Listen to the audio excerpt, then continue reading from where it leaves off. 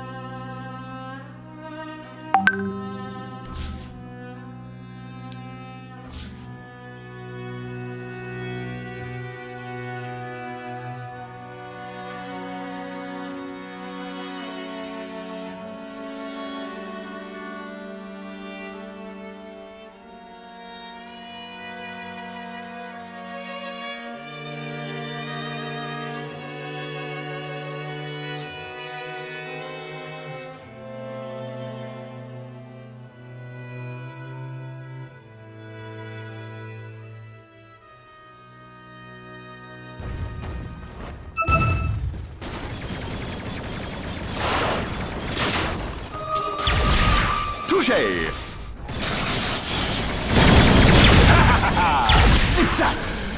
Somebody's cooking. Your whirlybird is at the mercy of the wind, and I'm not feeling very merciful today. Dire's mid tower's having technical difficulties.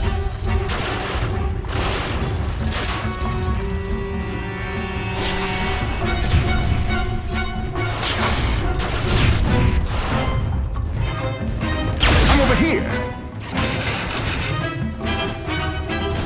The Dire best do something about that bottom tower.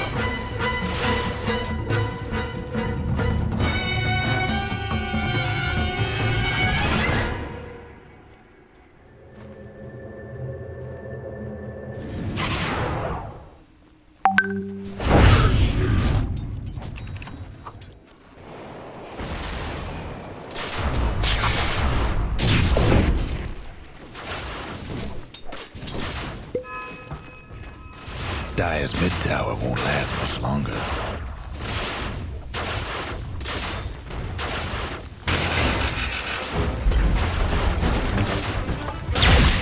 Over here now. Where's the block? Whoa, what'd I miss? That's 4 in a row. You blew it! Masa temen aku, Mbak Olive, masa dia kan di WHO kan, masa dia disuruh pulang sih sama bosnya, padahal kan nggak boleh disuruh mudik. Aku aja dulu mudik dinyinyirin, gak dibolehin pulang, apalah gitu. Kesel banget aku. Malah masa orang WHO katanya bakal apa? Orang WHO-nya disuruh pulang, ketemu keluarga lah. Mereka aja ngelarang orang buat mudik kemana-mana. Masa staffnya sendiri disuruh pulang ketemu keluarga? Kan nggak adil, makanya kesel.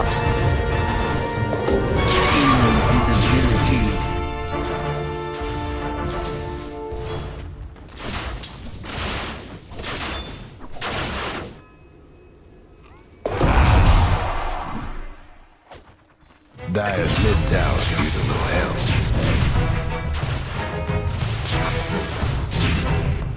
Somebody's on a roll. Dire's mid tower's having technical difficulties.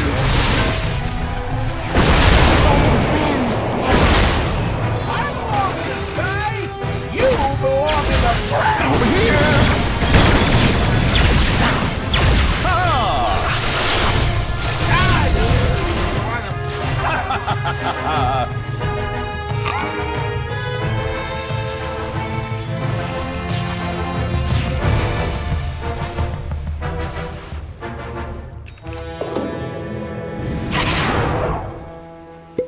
I thank you.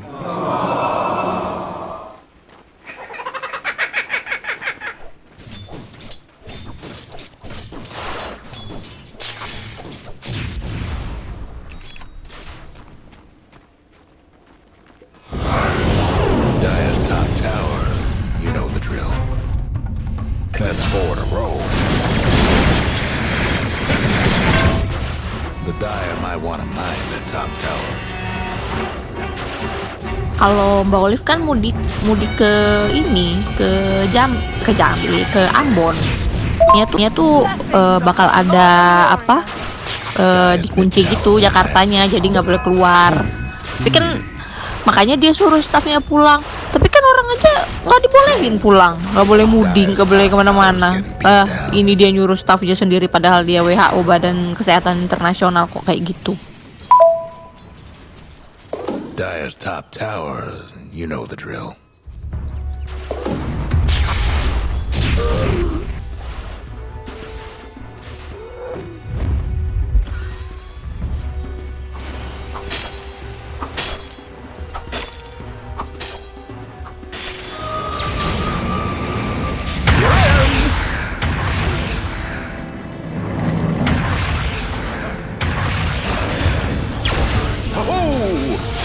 Let the fun begin! Radiant's mid tower's coming apart.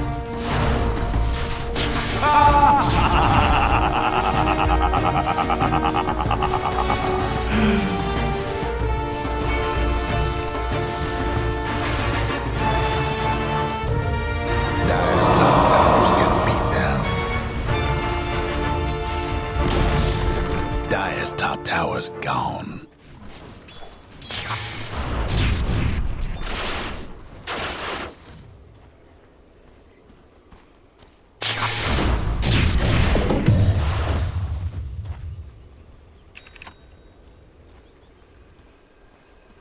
The Dire might want to mine the top tower.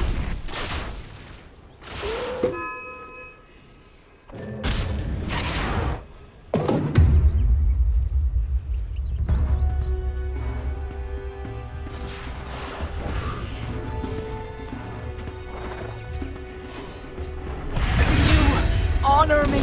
No breaking through the Dire's structures for now.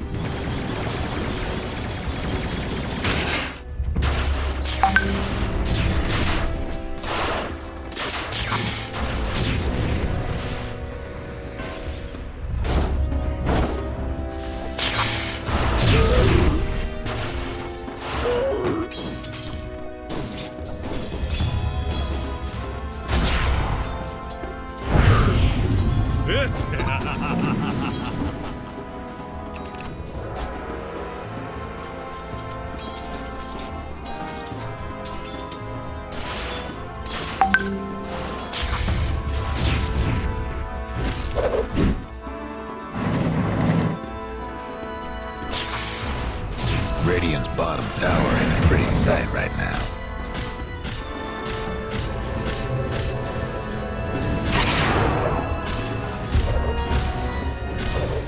The Dire might want to mine their top tower. Damage! Over here now! Zap!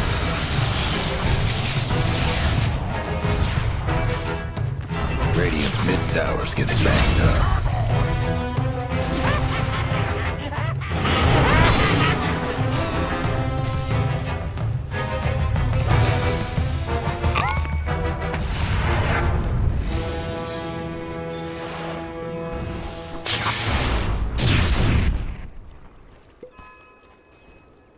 Guess what's happening to Dire's bottom tower?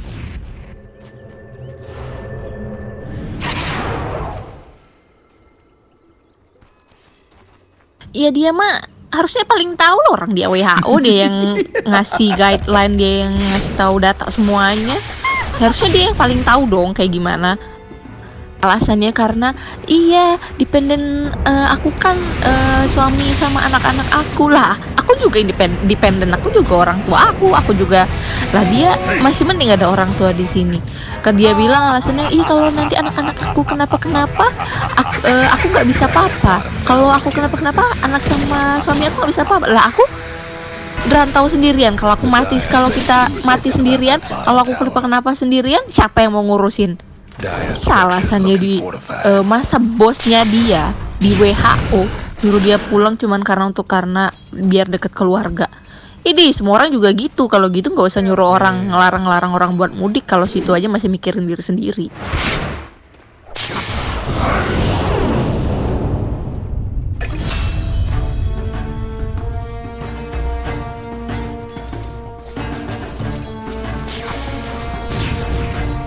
That's 4 in a row.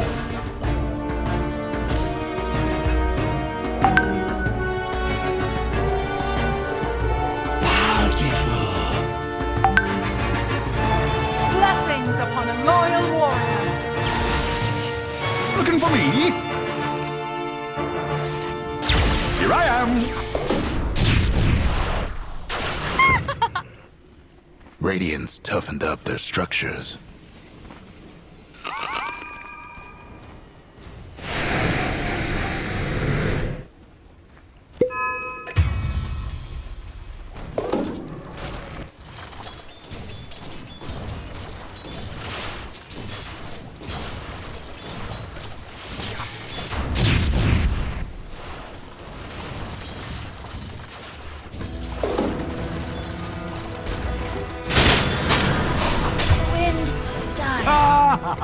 Pudding pop!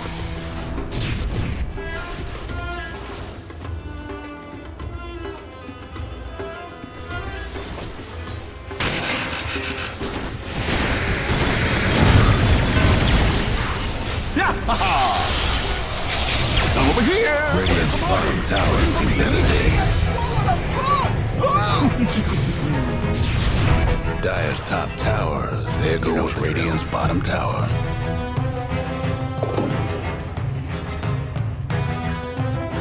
Dire's top tower's getting beat down.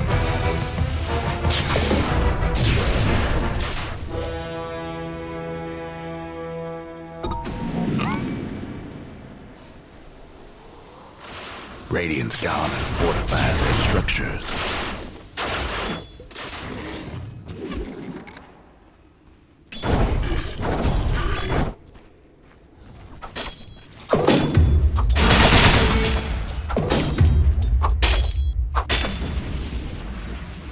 Dire's top tower's getting beat down.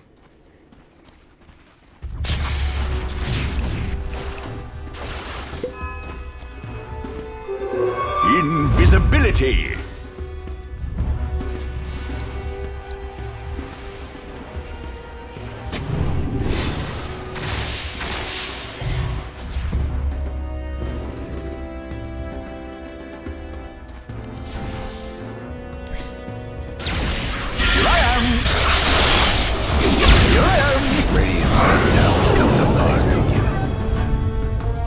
Dire's courier took a trip to the old family farm.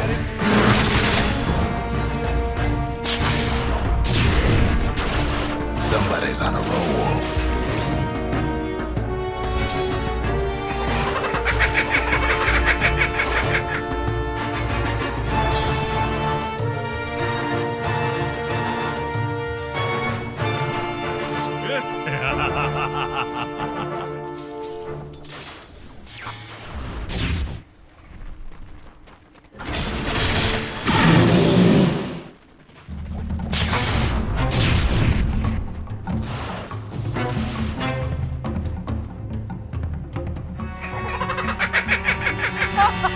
The Dire might want to mine their top tower.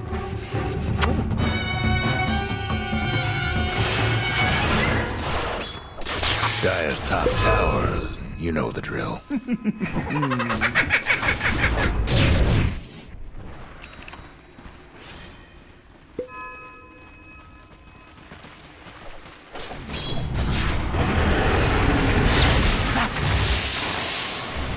Illusion!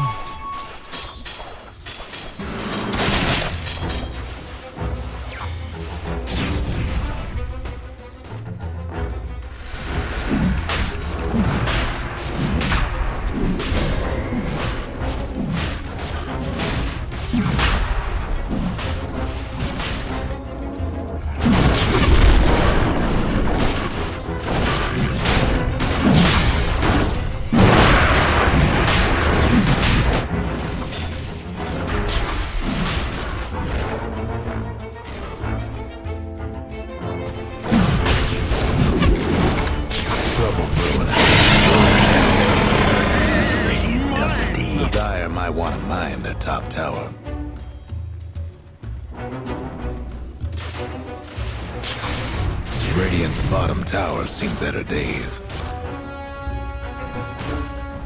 Dire's top tower's getting beat down.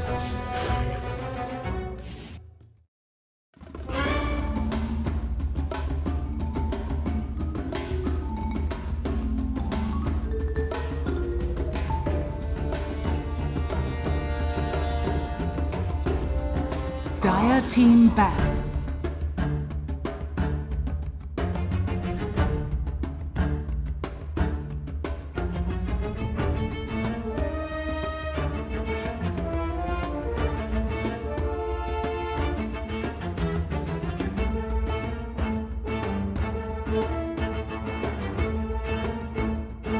Ten seconds to go. 5 seconds.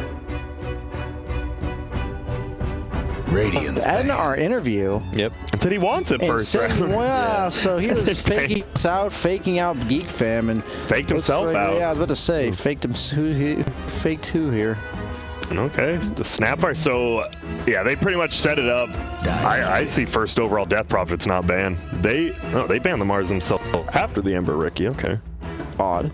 And Death Prophet seems like a pretty juicy option in the first phase for either of these teams. If it ain't picked here, it's going to be picked in the next one. Yeah, I 100% agree. That's the scary thing. If you're Boom, you're like, do we really want to open with like just a straight up big core? But if you don't, they're just going to get like, you could get like an Oracle Death Prowler, right? So you already have the save and a good laner. It's scary. I'm fearful they go like AA plus a stun if you pick Death Prophet as Boom Esports here. So what if Boom picks AA? They just take the Pango. Wow. What? This Pango again. But he's in the first phase. FBZ got what he wanted. We're good. It's just going to be Death Prophet, Tusk, Death Prophet, Wyvern. I think Death Prophet Wyvern maybe stands out. Man, Pango doesn't do much for that grab. He doesn't. It's like, Pango, all right, well, he's a bit of this. Just a little something in the middle. That's what a Pango is. I mean, building damage. That was another thing. Yeah, the building damage. You got to have someone who hits buildings. Like last game, you had a Gyro Leshrac on one team. Like, you win a team fight, you're shredding buildings. Yeah, the Gyrags actually make some siege. No Death Prophet so far. It's made it to the third pick. Oh my God! Wow. Oh, Lich we have not seen much of recently, but he is certainly in the meta. Tiny's just a first round every game for Geek Fam apparently. And they're one of the few teams who is still doing like 2 supports at the beginning instead of a support and a core. But it worked out last game. Seems to reveal a lot about your lineup, so I would like Boom to... How do you punish this? Yeah, it feels like Geek Fam's going to play the same as last game. They're going to pick a solid lineup that wins lanes, and you got to punish it. Oh, so they do go for the AA. This is partially a deny pick, I think. It serves as a ban, kind of, where you just don't want to pick the Alchemist, the Death Prophet. But it's also good, right? Because there's only one ban now, so you yourself could pick those heroes. Yeah, that's what I'm saying. I think it's like blocking. You're on the same page with me. Yeah, we apologize. You just don't realize. I'm slower. How ahead of the meta you are, and I'm like, yeah. Wait a minute, you're still catching up. Wait, meta goes boom. That's great. You know, I always like to say though, it can't just be about the AA. Like, sure, in theory, his Ice Blast counters all these heroes, but you still have to land the Ice Blast. You have to have some help there from your team to lock it down. Absolutely. Like, you know, Geek Fam could just recognize, well, if it's just one hero, let's split our cores apart. And now he's stuck trying to decide, where do I even throw my Ice Blast out? Pangolier's not enough. You need some setup. Yeah. Nick's already banned. He's another premier 4 position that goes with them. Earthshaker also banned. Just a heavy lockdown. Earth Spirit comes to mind. Yeah, it's really hard to imagine it without the heroes being on the thing. Yeah, and it's tough because I did look at some of Hyde's Dota buff, and he is obviously the newest player in this team. I don't believe he plays Earth Spirit, and maybe that's why we did see like the Nyx ban. But I'm surprised they banned the Earthshaker themselves, because what other stunning 4s are there? Like good stunning 4s. There really aren't that many right now. Yeah, maybe they'll have to get it from the carry role. I think out of all the stunning carries, Wraith King comes to mind. He's probably the most meta one. We haven't really seen him very much. Gosh, all these tournaments. Heroes I think of are just not meta, you know? Like, oh god, I forgot what I was thinking about. Like Vengeful Spirit. Oh, yeah, not things anymore. No, not Sven, but Sand King. Oh, yeah, we saw him once, and it was not pretty. Fighters, oh, there's the Rubik. Cool. Rubik's a good ban. That's a 4 position that sets up. That's a good example. I usually like a 4 that kind of, but maybe they'll go for the Bounty Hunter. And there was fantastic skills in there too. It's not a stun, so it's actually bad. Bounty Hunter would not be bad. I'm just down for a Bounty Hunter, man. That hero, I don't think it's a meme. It's eventually going to be a reality. My memes will no longer be dreams. What if it's not? What if you're just wrong? That's not a realistic possibility. Oh, okay. My bad. We only talk about realism. Yeah, we don't have to worry. We don't have to worry about that possibility. Let's not be that extreme, Grant. Thank you. They banned. Bat Rider's already gone. I think Geek Fam's just going to go with the same archetype. They're just going to get an offlaner here. Are we pretty locked that this is the 2 supports? I mean, they can't just like lob in a Grimstroke or something to really get this Lich thing going and then try to have Tiny creep into the 3 position. I just don't think it's happening. They're just going to pick some carry that goes in. Ricky's the premier one, obviously banned out, but you're just going to pick something like that, and you're going to Ice Armor this guy, and he's going to go ham. Because you just can't run Tiny anymore. With the nerf to his tree, like middle, he just loses, right? You have no armor, so you're getting harassed any ranged here. You're not even denying well anymore. He just has to be a 4. Another thing that is a flag for me, at least, if you're picking AA, maybe Boomer considering something like the Necro for themselves. Oh, yeah. Necro's found some good game as of recent, and could just kind of creep back into a draft surprisingly if Geek Fam are not ready for it. You do have to be careful. That's the thing. Like, you don't have the AA, and they do, so you just always have to, as you said, the Necro, the Alchemist, any of those heroes for Boom now. If you're Geek Fam, you're probably thinking a little bit ahead, like, we can't leave ourselves open to get Alchemist here. I'm really digging something like Storm for Geek Fam. I think it's fine to go at like 3rd or 4th here. I just wanted something that goes in. I thought it would be more reliable, meaning that it could be like a solo kill hero. Yeah. But Clockwork definitely fits that description. It is an offlaner almost certainly here. We've talked about the potential flex of this Tiny, but so we're giving him a lot of damage and a lot of crowd control so far. Now, I think, and I agree, you have a Clockwork who just pulls someone in, a Tiny completely locks someone down in the Lich. I know we're not going to see it, but have you guys ever seen the Ags in a game? The AoE Sinister Gaze on Lich. No, I've never seen that. It is good, but it's one of those things you'll literally never see in a pro game. It sounds like a Storm Spirit that can't get in position to use it. Exactly. Yeah. But it drains mana. Wait, the Sinister Gaze drains mana? Yeah, it has for a while now. What? Yeah. Fly didn't know that either. No. When we asked him, Sinister Gaze drains mana. How much mana does it drain? I'm not sure, but I'm sure David in-game will show us when we get, or you can look, no, it drains mana. I'm not necessarily saying I don't believe you, but... That's what, no, because we brought it up with Fly, and he's like, oh, I just thought Lich would, because that was when he was picking Lich again. He's like, I just thought he was good. No, it drains mana. I myself on usually knowing these little changes that they, like the nuances to these abilities, but I didn't even, I've never even heard that. Usually I'll be like, oh yeah, I forgot, but or at least the numbers, but not. I forgot, but I remember somehow seeing that in a patch note. I don't even remember that at all. Okay, this is a hero during the summit that was literally banned in the first phase. Every single gamer first picked, and it kind of fell off. But this game, it looks. Does it look good? What the hell? It actually does drain mana. My bad, BSJ, for knowing about the game, I guess. I wonder if that was like initially a part of the spell, or if people were saying we missed the aspect of Lich being able to sacrifice, being able to get mana some way, and then they added it in, and like, okay, he can also steal mana. So it drains a percentage of your current mana. 10 seconds. And so at max level, it says it drains 25% of your mana. But on the Dota wiki, because you're losing mana, obviously, as it drains you, the max it can drain is 23% of And Lich gained that mana, or is it just taken away from the opponent? I assume drains implies he takes it. Okay. All right. That's crazy to me. It's just like, it's one of those little things, right? Those little buffs that add up. That's more than a little buff. Wait, when did they add that? Yeah, I was curious if it's a bit ago. They added it right away with the spell, or if they added it after they did the change up. I've just never been so mind blown by.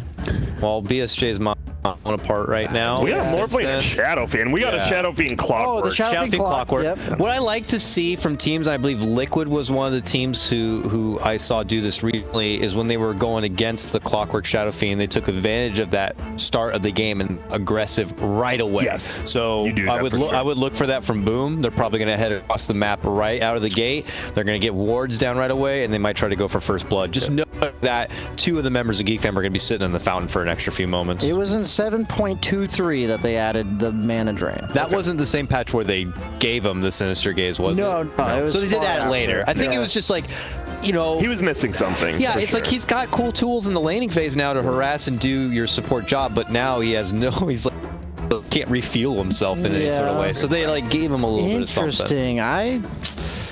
That man blows my mind still, but we do have a game of Dota. We may see the Morphling try to waveform away, but get his mana drained by the Lich. Yes. So I'm going to keep my eye out for that. I would love to see that. Yeah, and going back to what you said, Dakota, how I agree, if it's a Clockwork Shadow Fiend, you should try to be more aggressive on the runes. The only problem is you have a Pango and a Timber Saw. Like, they're not the best at, like, we're going to the runes to get him. Like, the Pango can always get out, but he doesn't want to stay there to, like, overextend on a rune. Morphling's like the worst rune contesting carry in the entire game, because pretty much from my experience, everyone says, we all know he has Morph. Run at him. He doesn't do anything. And the Morph at level 1 is trash. You will just get run down. Most Morphlings just sit under their tower. They don't even go for the rune. And that's the thing. That's why I like Geek Fam draft, because you said that is the weakness of their draft, but Boom can't really take advantage of it. And Geek Fam did draft the exact same way. They just have a very solid for Pango, we're gonna win lineup. Mid Kunga against SF seems incredibly mediocre, from what I understand. And you don't really. I guess the Pango will probably be roaming middle around 2. Later on, you have to connect. This is a lot of tank ability and sustain. Let's see the tank ability that it's given this. That is a lot. They can survive. I think that should be like out a little bit more. You know, out like you want it all the way out of the gram. Yeah, breaking a lot of tankiness with the Timber Saw, the laws of lines, the Morphling, as well as the Kunka boat. Not a lot of disable though, right? Like how are they locking it down? That's pretty accurate. They don't have very much lockdown at all. That's a good. I think they're gonna pick someone to really go unhinged now that there was no like even like that Storm Spirit you mentioned. But they end up deciding for the Monkey King. Is this the new mid laner, you think at all, by chance, to go toe-to-toe against the Kunkka? Or you said Shadow Fiend is decent against it? I think Shadow Fiend's perfectly fine, but I mean, like, Carl is on Shadow Fiend, but it still could be a side lane Shadow Fiend. We have been seeing it. He gets the clockwork cogs. Yeah, though. I mean, when you have 24 damage, could just be a side laner in the sense that he doesn't have to spend as much mana super early on to secure the creeps. Yeah. And I think Shadow Fiend laning-wise is really nice against Timbersaw. I have to imagine it does well, so... even though it's the carry player on the Monkey King, I think I like Geek Fam. I like their draft a lot. I think they may have some issues kind of killing the Morph. They get ahead by like another 3-5k again. This Morphling's just going to kind of get controlled. I think they're going to buy a Diffusal on Monkey King. That's almost certainly required this game. That's something you naturally want to consider when the opponent has such high tankiness. Yeah. That you can't kill them. You just want to burn all their mana. Timbersaw, Kunkka, Morphling all function on mana. So, yeah, I'm not trying to jinx from reversing this last game, but I think Geek Fam I like their draft this game. I'll just say it's so much easier to roam middle on a Tiny than it is as a Pango, and in a Shadow Fiend. King vs. Kunkka, I think that matters. Geek Fam. Geek Fam for you guys sounds pretty good. Let's see what the casters for 2. Let's throw it over to Capital Blitz. Our analysts are confident in Geek Fam's draft here. Blitz, do you agree? Do you like it? Are you a big fan of this SF Monkey King, Diffusal Blade Monkey King against Morphling? Yeah, I think it's pretty good. I think so what Monkey does well is he pushes the pace really fast, and I think what Morph does is he plays around space. I kind of disagree with the assertion that SF should go safe lane though. I think he does fine against Kunkka, and you farm the side. And I feel like you pick the Monkey to specifically beat Timbersaw. Yeah, like, you've got a Timber problem otherwise, right? Yeah, you have the straight up 101. Because I think the problem is when you go the Souls build on SF, until SF hits like level 3, he doesn't really pressure the Timber or like set up for kills. Yeah.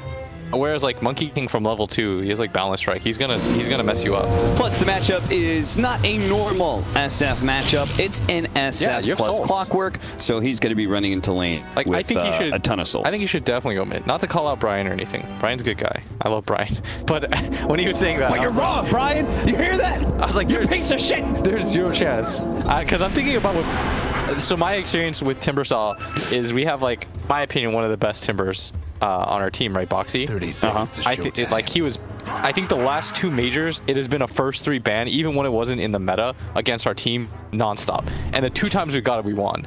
So if I'm thinking about what Boxy would say, I think Boxy would say if he was against like an SF, he would say SF free lane.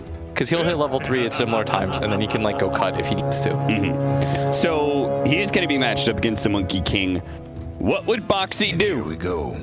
WWBD. What would Boxy do against this matchup? Boxy would ask for this matchup. I have to imagine there's a point where the lane becomes okay after a bit, but I think in the early going anyways, it's pretty annoying. I wouldn't want to lane into this in the first like 10 minutes. Well, FBZ, he had a pretty good showing on that Pango. He had some really good Thunders. He was a great driver of that bus. And here he's going to be on a hero that is a lot more impactful, I would say, than the Guardian Greaves Pango. He's going to be an actual damage-dealing offlaner. And I look forward to seeing how he does specifically, because we already know that mid-lane matchup, Carl versus Mikoto, like both those guys show they can carry games. I want somebody else from Boom to show that they can carry games, whether it's Dream Missile or it's FBZ. Toss back here onto Dream Missile. Morphling with level 1 cogs that they use for for the souls also allows them to be able to catch Dreamocell thanks to that toss. That is smart. That was I really like how they set that up.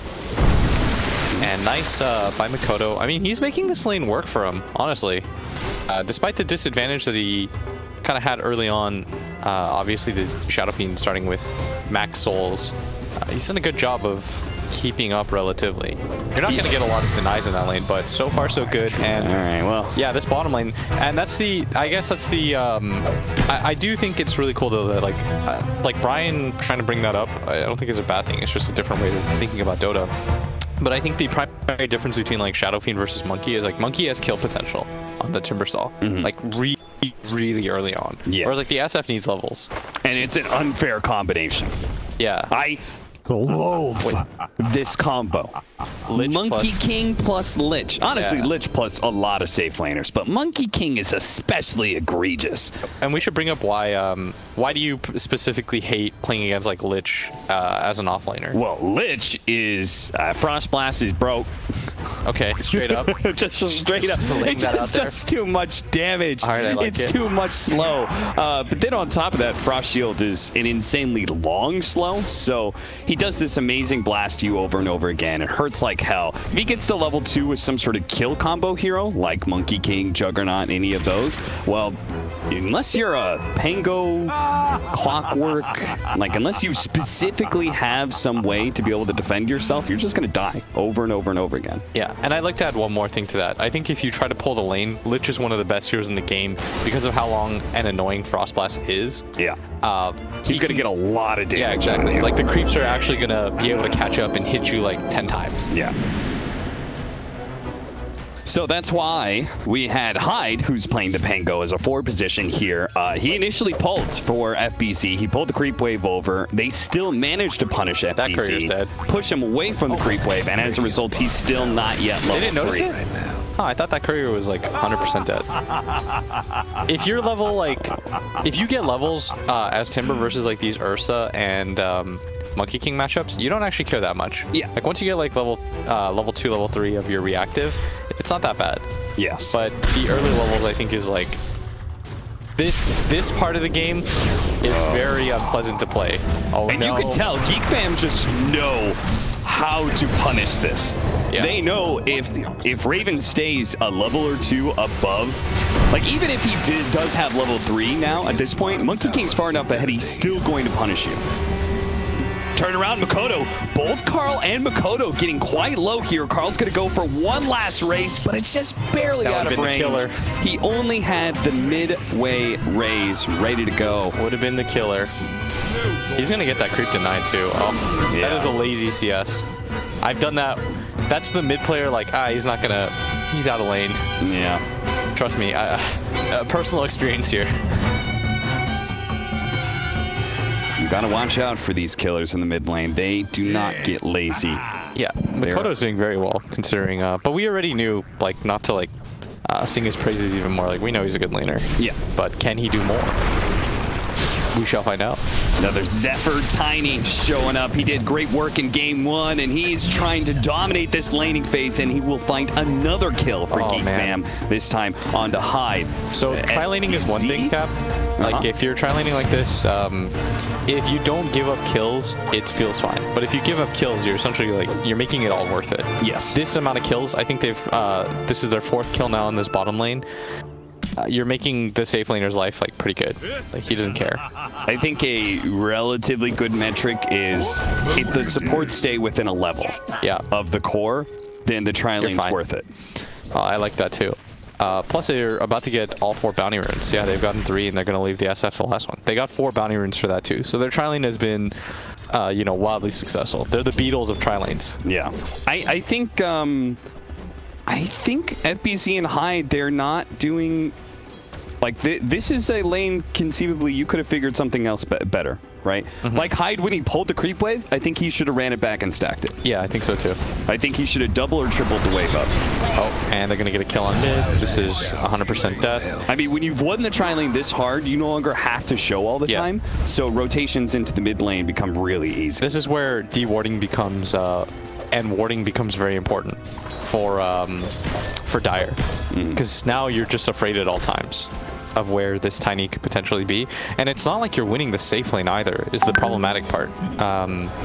Like, the supports on Geek Fam are being incredibly efficient. Oh, the Boundless Strike caught him before he could get over that little cliff area. And as a result, he very easily dies. And Hyde, who doesn't have Swashbuckle up for another 2 seconds, probably going to die as well. Tries to juke around the trees and does relatively well. But this is now a level 6 Monkey King. This is getting absurd at this point. Yeah.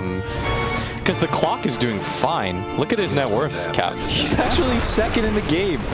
He's higher than the Shadow Fiend. Yeah, I don't know how he managed to do that. Toss back. Well, maybe this is why he's managed to do it. These ganks onto the mid lane. Makoto is going to be able to find another opening here onto Carl. Kezcute is the one to pick up the CS. Cuckoo did TP in to try and get a trade-off here, but failed to find a good cogs opening. Could have potentially done it if he had the mana, but unfortunately didn't. But he'll just walk up to top lane. Nothing terribly lost for Cuckoo, because as you said, second in net worth. Radiant's mid tower could use a hand. Another hero that's benefited from that Ring of Tarask. We'll say that move, they really needed to make it. If there's a player that you want to set up for success, it's probably Makoto. Yeah. Because right now, other lanes not going super hot, and we just talked about the prevalence of like how important it is that the warding situation goes right, and they immediately lose an Obzord. Do get vision down for themselves and D-ward, so good job by Kezcute, but you need to keep that up. The warding game is how you come back into losing positions. I cannot stress this enough. Why is that? Because you need to be able to play around, like when you have a hero like Tiny or Earthshaker or something along those lines, you need to be able to play around vision and allow your team to your team can't just pretend as though they're there at all times. That is a really toxic way to play Dota. You can't just assume, Tiny's bottom, so I can't do anything, and then he's ganking mid, you know? Right. Then you kind of lost the game. And the engagements you do take probably have to be a numbers advantage. Nice execution in the top lane. That was a hook shot, cogs pushback into double raise. Long raise, then medium raise, thanks to the pushback from the cogs. That was a really sick combo. Yeah. Did Pop-Tart catch that? Pop-Tart, I can see you from here. He's shaking. He's saying no. That's our observer, by the way. Pop-Tart, David. Very good observer. He's done a great job. Yes, it's late for him. But, you know, sometimes not everyone can hit every You know, I'm about to hit up one of the Davids right now. Get a new Ogs. Where's Averson at? I know Steven needs to work, Pop-Tart, so you're going to need to step up. Somebody's got to take him away from Path of Exile. FBZ taking the tower, trying to get those reactive armor stacks up now that he's level 5. He is he's okay now. He's okay. Yeah, he's level 3 stabilized. High level heroes can still beat you out, but level 5 and level 7, this is where Timbersaw goes back to could potentially die. Yeah, if he keeps getting this low. Oh, okay. So Makoto's down here now, so they're baiting this nicely. I like this. I feel like it's almost too obvious of a bait, though. Yeah, I think so too. He cut in front of the tower. Yeah. When he's died the last like 6 times doing that, and Tiny showing mid. Like, we say, like, okay, level 5, you're good now. But nobody who's died this many times and has this bad of a laning phase plays that confidently. Yeah. Even if you have total understanding. Oh, okay. So now you got to run at bottom because he missed nice the combo. Avalanche. Oh, okay. He stopped him in the middle of it. Yeah. So this is what I was saying about how FBZ has to be careful, because as soon as they see that the Kunkka has returned mid, they are going to immediately make a move on him. Now, he is going to be tanky enough to survive through these initial Jingu hits, so he's going to be fine initially, and he's going to try and run back a little bit, but these supports are very low level as well. So while Timbersaw has suffered in his lane, it's not like the supports got the better of this engagement. They are both a ways away from level 6, and there's only one tome to be given. Yes, sir. Hyde is level 4. Still really good game overall for Geek Fam. I think this Clockwork is doing too well in this lane. You know what I really love, by the way? Very high on the net worth progression compared to the average. I really love, it's a neat stat by them. Also, what were the stats for this game? I saw it was like 1.8 to like 1. It was still really close odds-wise. Oh, the odds? Yeah, I don't remember. Did we shout those out? If not, we just did. I believe it was like 1.8 to 1.8. Yeah, we'll see in another 9 minutes. We'll see an update on those odds. Dreamacell looking to be rushing potentially an E-Blade he's got queued up, or maybe he'll just go the more normal Yasha. I think right now, though, I favor Geek Fam, if that's a bold statement to make. You know, I've made a lot of those today to you in private, but I think Geek Fam is currently in the lead by quite a bit. Yeah, would you say they're in the lead by about 3,000? Yeah. Yes. Or possibly a 9-1 lead of some sort? Yes. Well, it's a Pop-Tart. The win probability, 75% right now for Geek Fam. I would First say 11 minutes of the game, that's pretty accurate. Yeah, and I think that's good. I think this, something I wanted to point out, by the way, before I forget, I really like kills that I don't think will work that end up working. For example, you know, like Cuckoo goes up there, they try to kill Morphling, and it works. Like, I would have personally never thought of that, because in my pub games, me and my offlane are really coordinating well enough to do that. Like, no, you guys are gonna bungle the hell out of that kill. And then like I'm just gonna be mad. But like that's the biggest difference I feel like from like top level pro games is like you can say that and try to go for those kinds of plays, and you know everyone is trying to make the same play. It's like your 4-bait-1 play. Yeah. Where it says like people are working together right now and they're on point and they're gonna build that confidence with each success that they have. Yes, and this is good success so far for them. I like it. I likes it a lot. Well, Makoto, he's just going to be sit back and farming, and you know Dreamacell, he needs to do the same. Yep. You've got an off-lane Timbersaw who can't really pressure, like he can pressure one lane at a time, but he's not going to be running around and getting kills. So Boom are probably going to be sitting on this 1 kill or 2 kill metric for a little while. They really like putting Dreamacell on these, like, I almost feel like they treat him like the backup. Do you know what I mean? Like, if something goes wrong with Makoto, at least oh, look at that sidestep. This is what I'm talking about, man. Cuckoo. They're not gonna kill him, but it's sick. Like, he got the hook shot thanks to the sidestep there from Carl, opening a gap to allow the hook shot to land. Unfortunately, he didn't get a Cogs pushback or something. Carl, he's gonna lead with the fear onto the Morphling. That is an idealistic kill. Word. It actually paid off. It worked. That is twice now that Carl has made a call. Carl's like, don't worry, this guy, he's dying. And how do you so just right. like you just straight up trust that he's not going to hit more strength before the fear hits him? Yes, that is essentially what he just did. And you're going to trust that Zephyr actually gets the toss on the Morphling and not like one of the creeps or something? Dude, they are abusing the hell out of this Morphling. I feel like Dream, in the past like 4 games that I've seen him, has just been like getting picked on. And it's working. I mean, he's not really making it that difficult for them, if I'm honest.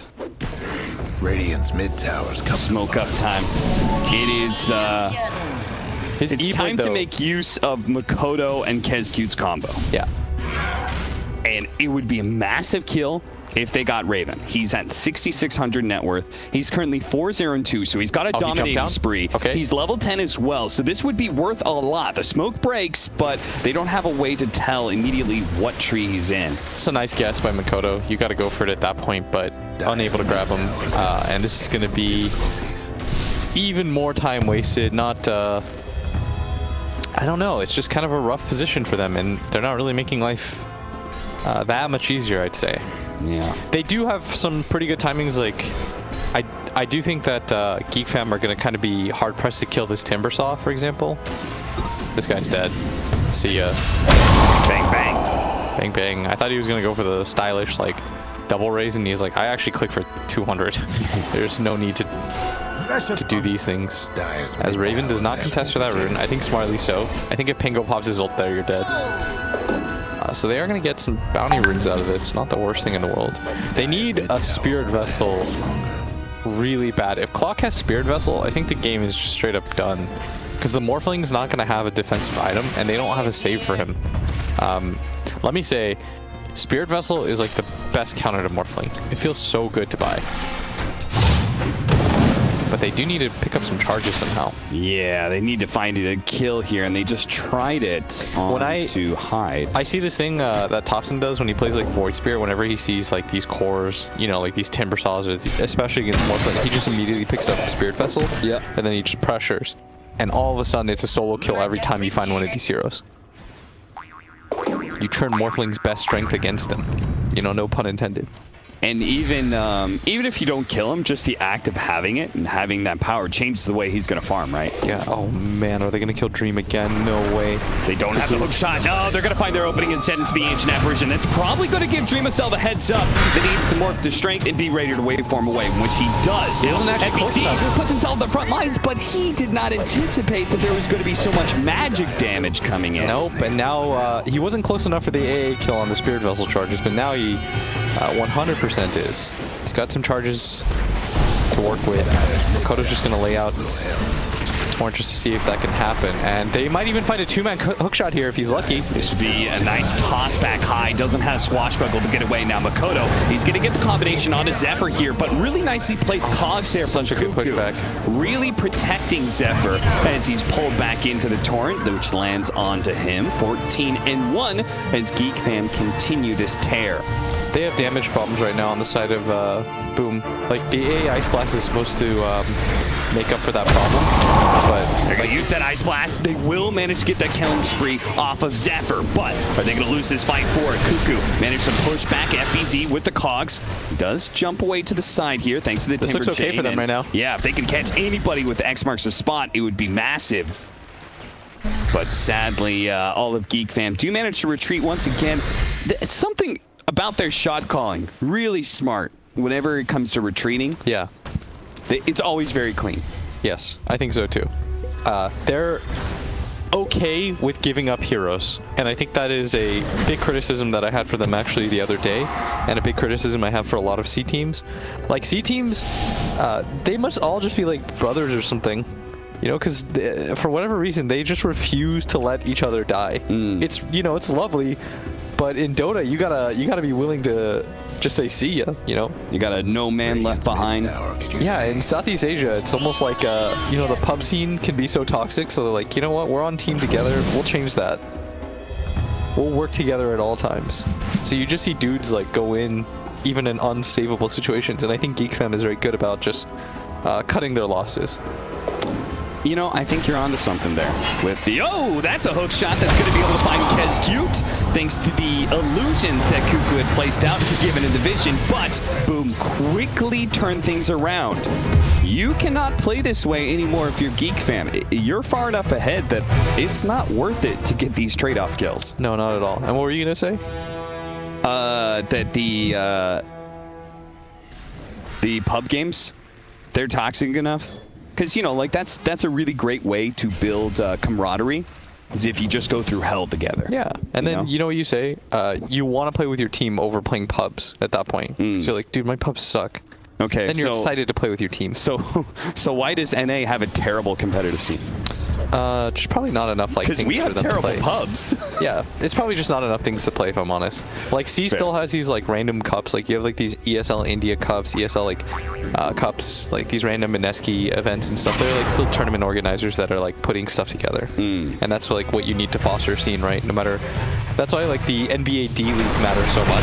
Oh, hold that thought. They do manage to get jump, but just like the last 2 times they've tried it, this third one is not going to go any better. They jump in, they get a kill on a hero like Ancient Apparition, which they easily can burst, but the trade-off's not really worth it. But the team fight might be, especially if they can kill FBC, but it gets over to the other side of the cliff. He's going to be fine, though a little worse for wear. Thanks to the health not going off. The X, it's going to pull back Carl. Raven does protect him with Wukong's command. A shot comes out from the Morphling, revealing that E-Blade that he now has, but it certainly was not enough to get the kill on a Cuckoo. They knew about it beforehand. The tiny guy he played comboed. Yeah, that's true. He got blown up. Surprised he didn't commit the SF ult. Maybe he just thought he wasn't close enough and it wouldn't lead to the kill on the Timber. I think there was like a... If you asked me for a hard number, I'd say like 20% chance that could have worked. Yeah, I mean, they had Spirit Vessel on him. Yeah. Any disable, I think, could have done the trick. Because then they would have jumped him into the wall and maybe to get the kill. Yeah. As they're looking for an opportunity, but... Radiant's top tower's hurting. I think Zephyr is not respecting his life enough. Yes. I think I would prefer the clock jumping in and Zephyr, because I think once clock goes in once or twice, he's dead. Like, off of the first hook shot. As we're gonna see the odds, Geek Fam is. I think those are a little bit skewed. Yeah, because they're only up by 3K right now. Yeah, I think it's closer. It said like 1 to 5, right? I think it's probably closer to like 1 to 4. Dreamocells done an admirable job of catching back up. Yeah. He's almost tied with the Monkey King now. And Makoto, who's been focused a lot on farming and not so much on going for these pickoffs, he's also done an okay job catching up. So yeah, and if you have damage issues on the side of Geek Fam, which I do think they have, Radiant's bottom tower. There's a lot of mitigation on the side of Boom. Yeah. You no longer have damage. So you said Boom has damage issues, but now that the Morphling is online, in a way, right? Those damage issues have kind of gone away. Yeah, that's why both teams, if you notice when they have these skirmishes, like in a lot of, if you don't have damage problems, a lot of people die. Yes, instead it's a 1-for-1 yeah, it's always like a 1-for-1, like a support dies for support and then everybody else lives. Yeah. But I will say that I think that benefits Tower ain't a pretty sight right now. I think that benefits Radiant. Structures. But I don't know, this Morph's getting kind of big, Cap, and yeah, they just got a tier 2 as well, but the trade-off is Roshan. This is a very good Rosh that they take. Yeah, the Ice Blast was used to scout out bottom. Right, I'm calling it. I think Geek Fam are losing this game. Okay, even as they claim the Aegis and a BKB is picked up for Raven. Oh, I lied. You got BKB? Swerve. Remix. He did not go Echo Saber. He rushed a Fusel, which I liked, and I thought maybe he would go back for Echo Saber, but he said, no, I'm going to, I know that we're really strong right now. If I just get the team fight winning item in BKB, we can run at them. Yeah, I think that's a good call. Okay, let me explain why I think Geek Fam are going to lose. Because I think their initiation is not my favorite. Whereas, like, Boom gets to sit back. I think X is so good. X marks the spot as an ability. Yeah, that's a broken ability. It's a free initiation. Like, whenever Geek Fam has to initiate, they have to, like, throw their bodies in and potentially die for it. And Boom does not have that issue, I would say. There's tiny breaks, and they are just going to force the issue here. Now, Raven jumps to the back line, does manage to execute Kesku very quickly. Makoto has the Spirit Vessel on him and won't be able to protect himself from this Cogs combination with the SF Ultimate. The boat actually does a decent job of mitigating the damage. Can he actually get out of all this? He's so damn tanky, but Raven's going to catch up to him eventually, and that should do the trick. Now, Kesku, who bought back for all of this, about to strike, and Dreamocell shows up to the fight. That was beautiful. Turns into the Monkey King and uses the Bound to Strike against him, and just like that, Blitz, your prediction could be right here. Isaiah was going to be able to get the kill on Cuckoo as well. 19-8, and a score that was once 14-1. That gold lead that Geek Fam had has now dwindled to only 2,000. Yeah, so you saw what I meant right there, right? Almost immediately. Whenever they have to initiate, somebody dies for it. That's not an ideal, and it's because they have damage issues, so somebody has to go in. But it's not that favorable, as Shadow Fiend's gonna not have ulti. He might just do a hit just to hit him, but I think Hyde should be fine. Whereas, like, for Boom, they get to just chill. Boom ID can just wait back. Like, you see, the Tiny had already, you missed it, but the Tiny already died. Wait, this was old. The fear that he doesn't use. Yeah, this plays old, but you saw right there, like, Tiny goes in, dies. Maybe they get a kill, but then X Torrent is still, like, it's just better initiation, because Geek Fam's lineup relies on, like, hard initiating, and they don't have these escape abilities like they did in their previous game. Like, when this SF goes in, like, he's hard committed. When Monkey goes in, there's no out for him, and I think that actually benefits Boom ID's lineup more than it does Geek Fam's. And I don't know what damage item they go at this point to, like, kind of offset that.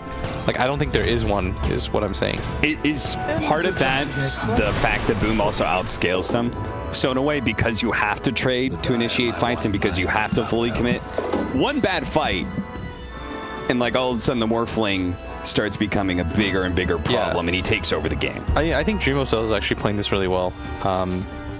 He's chilling back. He's not allowing himself to get jumped on by the Clock Tiny. And again, if your initiation is all coming from the Clock Tiny, and like you can Spirit Vessel him, but if you don't have the follow-up damage from the SF and the Monkey, he's probably just going to walk away. Yeah. And he resets the fight. And now he's got Manta, so that's even harder. So your primary initiator that carries around the Spirit Vessel will just die, and then he's not going to be able to get the second charge off onto the Monkey King, or onto the Morphling. That's a real big problem. And Geek fam, they're smart enough to be able to read this game, even though they don't have all the metrics that we do. They're good enough at the game to know that they're probably in a bit of trouble. They need to keep up the pace. Yeah, even though they're ahead in gold, they probably don't feel that way in game. Because you go by the latest fight, and the latest fight metrics say they're not winning team fights. Yeah, when you look at any lineup that has a better hard carry, and then you've lost the last team fight, there's always that feel they're losing to more. Okay, Raven does manage to get down to the right-hand side. Cuckoo makes his initiation and quickly kills the Ancient Apparition. Really important part of the team fight, especially since he hasn't died just yet. But between the Rolling Thunder and the Timbersaw cutting him down, Cuckoo becomes rather squishy. Now Zephyr has been caught inside the river. It looks like he may be dying as well, but his Chain Frost is doing a lot of damage. Not enough for Carl to feel confident enough to force this. He's going to be caught by the axe, but Raven's going to protect him with the Cuckoo. He does manage to get the Boundless Strike, hitting onto 3. The Wukong's command doesn't do enough damage, though, onto Makoto. He pops a BKB and walks away. Yep, that further proves the point that without their initiators, like, their lineup's nothing, and their initiators don't survive.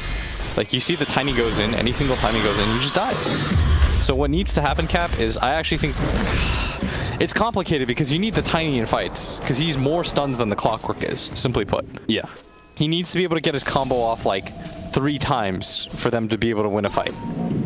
But with that being said, I also think the Clockwork, you need it for the Spirit Vessel, otherwise you can't kill Kunkka and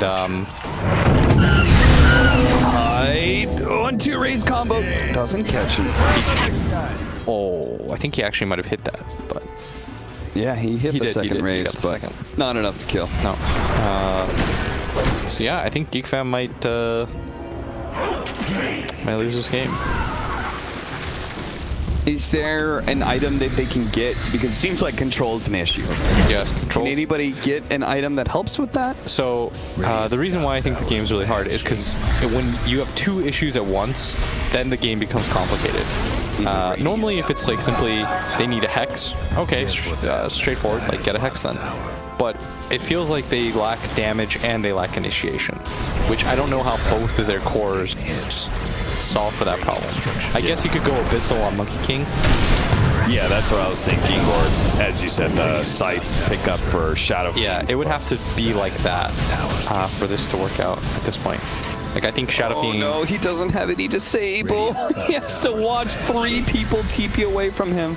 Yeah, it is a problem. It is a big problem. And you can see that Raven's going for an SNY, but I actually think he needs an Abyssal. Yeah. Plus, I think the boat is the best when you don't have any instant burst abilities. And the only instant burst they have is like the Shadow Fiend walking melee range and popping his ulti on somebody. Right, so boat, at this point, it means that all your cores will get BKB or their spells off. And that's a pretty big advantage in a game like this, I would say. Carl is still swaggering around like he doesn't care about anybody. He's got BKB. He just walks with confidence everywhere he goes, and he's going to be able to take that tier 2 top as a result. They don't have TP cancels on the side of Boom yet. Yeah.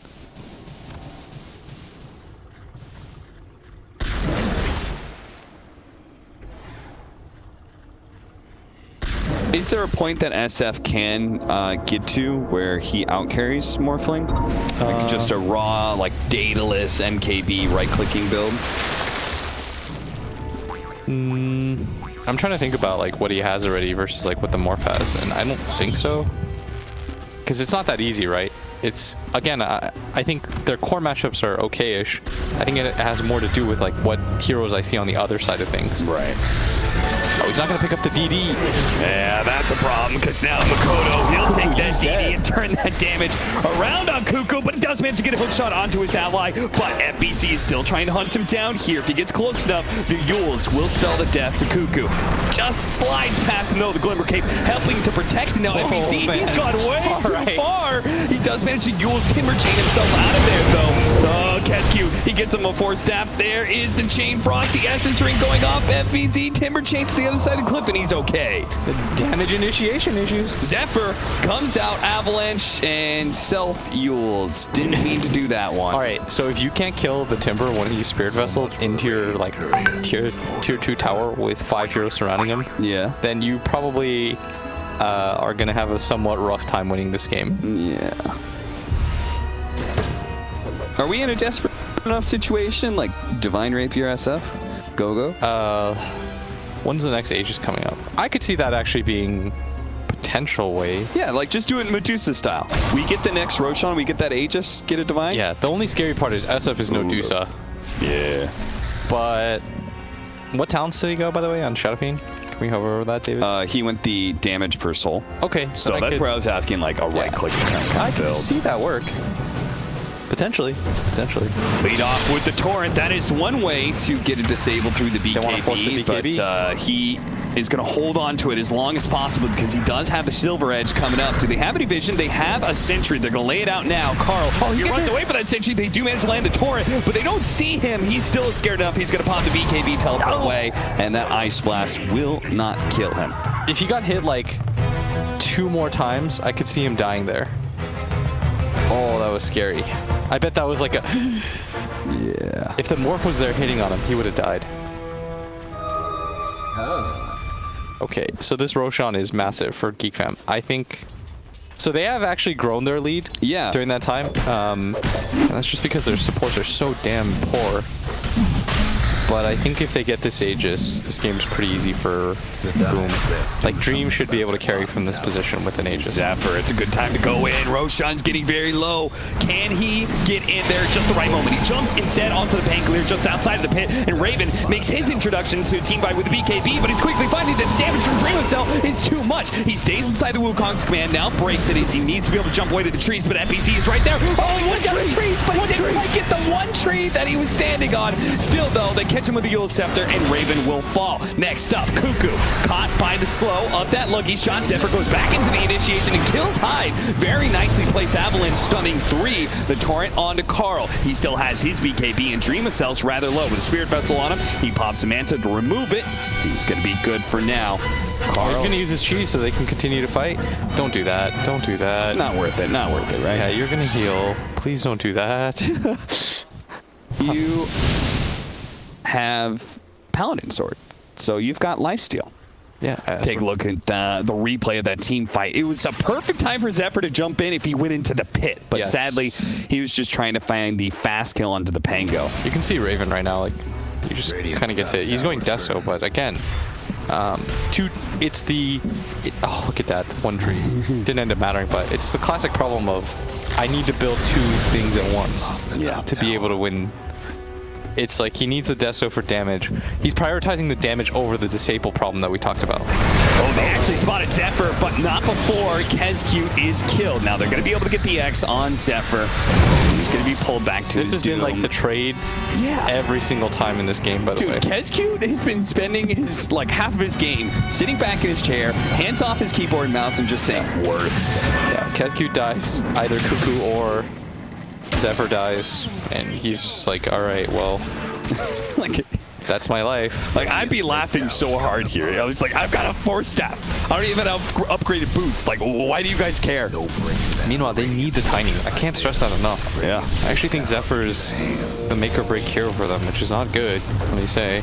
And what's funny is, like, in the downtimes, Geek Fam have grown their lead. Which really says to me, like, if they hadn't been going for these kills, they could have just grown, like, a 15k gold lead, second Roshan, and with that, maybe they could take to this Morphling. But sadly, only up by 2,000 net worth, and their base is being assaulted. Currently, problem after problem after problem. Oh, bounty!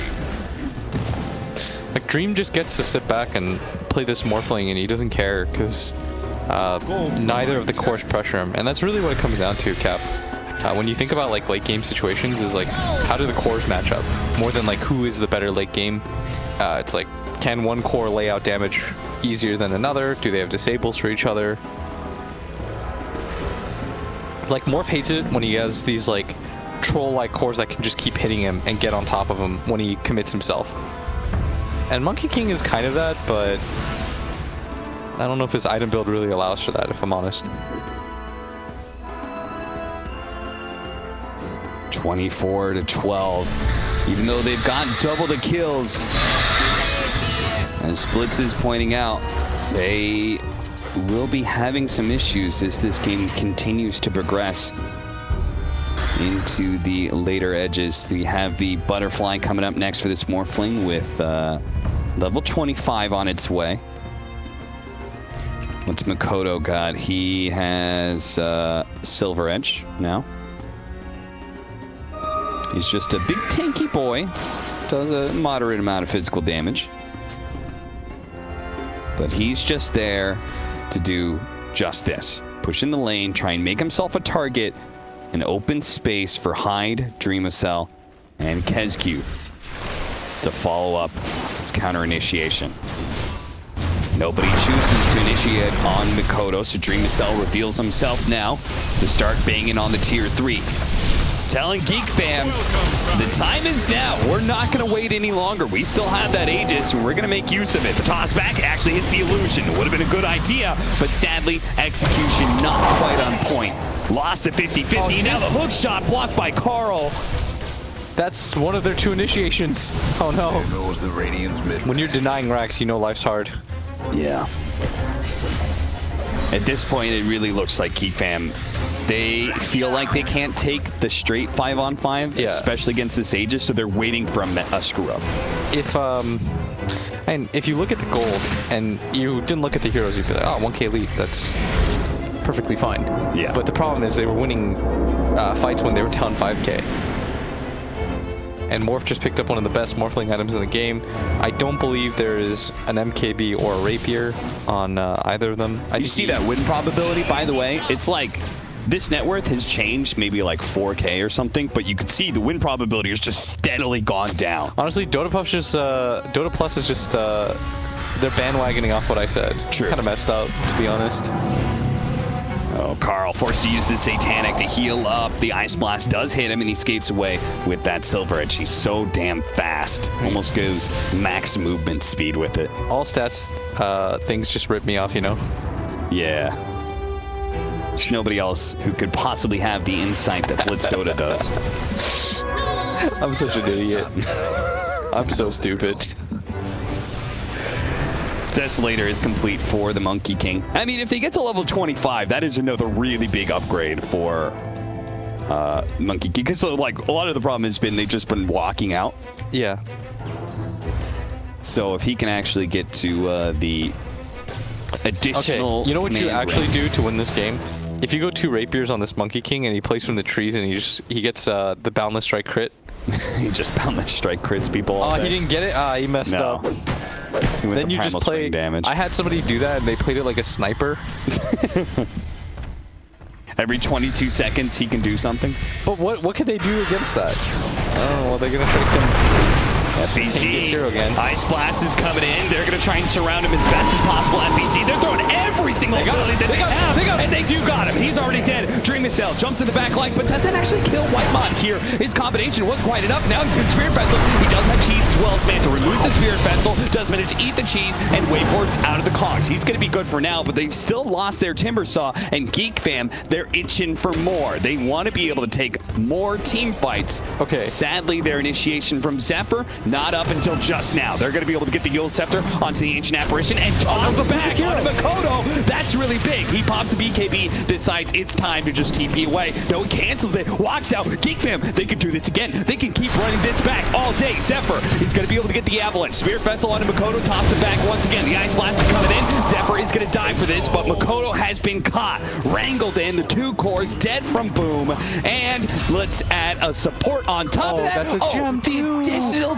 Jubilee cherry on top, a gem for that Ancient Apparition kill. Yes, please. 1 for 3. Oh, man. Okay, so 2 things to point out there. One, we talked about how Tiny needs to get multiple initiations off. They cannot win with Zephyr just going in and dying. Yes. But you saw right there, he was able to get toss combo like 4 times off. And secondly, I thought the only reason FBZ played like that was because he had cheese. Oh, yeah, he was real. I am very surprised that he was not the cheese carrier. In fact, they gave it to the Morph, who I don't think is at any risk of dying if he doesn't like mess up terribly.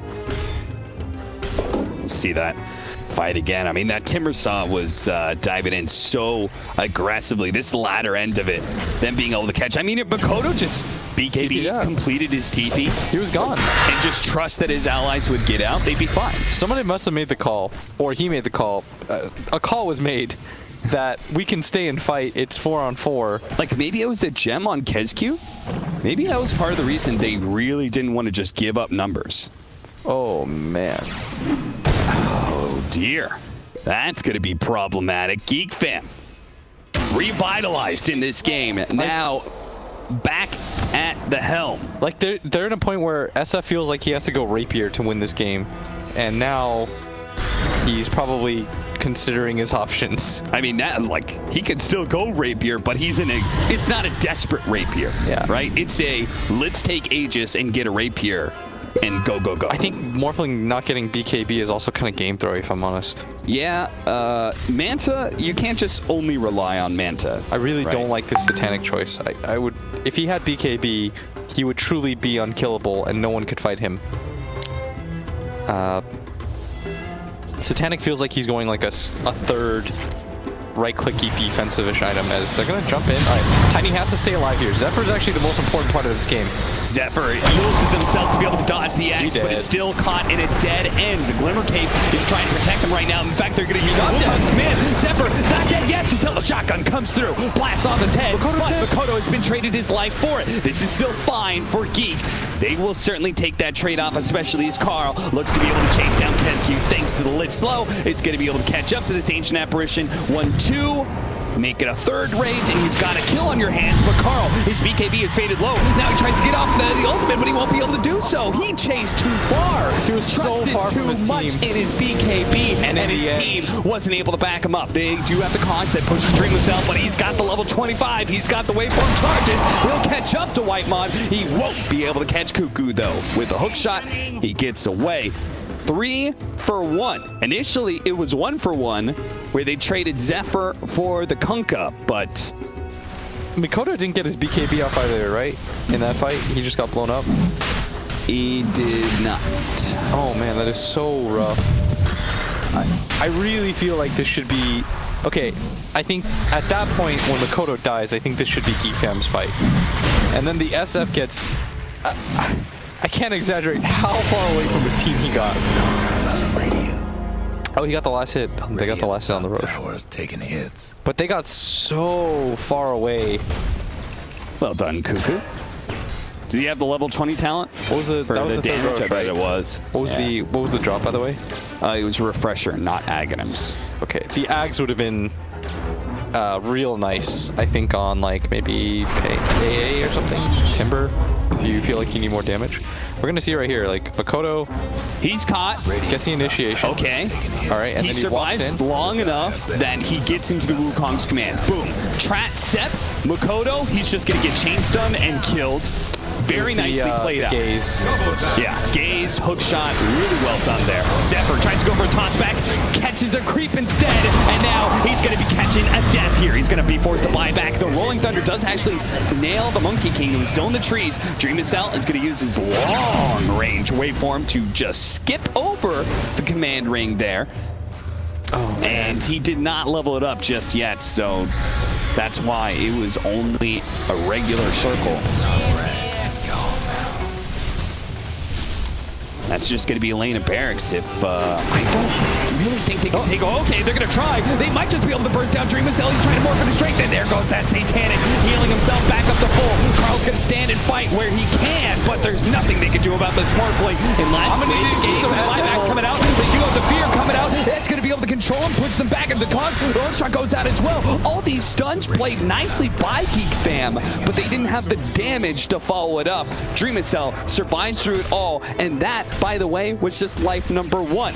They struggled to be able to bring him down and still couldn't do it. How could they possibly manage to do it 2 times, this time with no ultimates? Maybe the Wukong's command can come back up soon. They do have to find a boundless strike. He gets a little bit low with the break mechanic on him. He jumps for it, tries to finish off the Monkey King, but a Glimmer Cape does protect him. Raven's going to be able to get enough time away to jump into the trees, but no! Shot down. Dreamcell finish him off. Tier 3 falling fast, and no buyback for the Monkey King. Surely dead for this has 2 to be minutes. game now. This is a 3 versus 5. Surely no way out for Geek Fam anymore. All right, this game though could have been won by Geek Fam.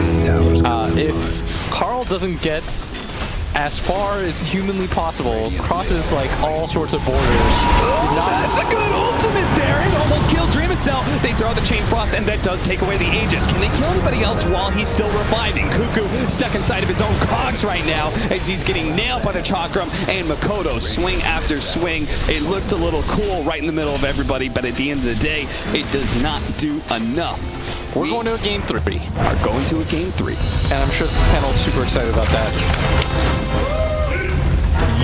But the NA boys are dancing in their couches right now. He locked on, and he was just thinking only about this AA kill. Yeah. It's like, I'm going to kill this 3K.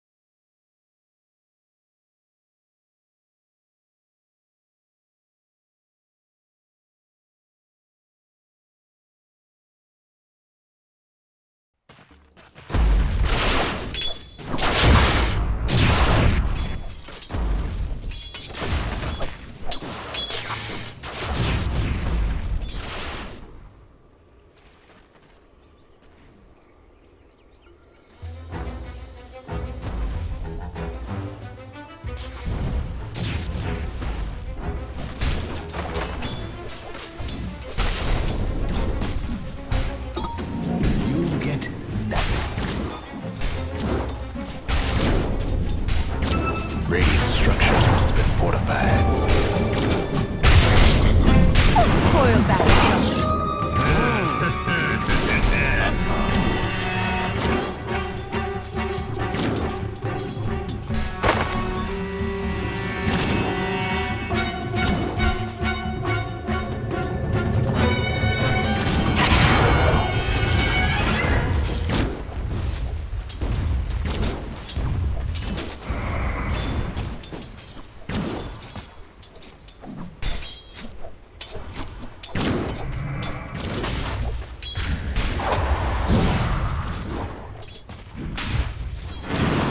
getan, aber...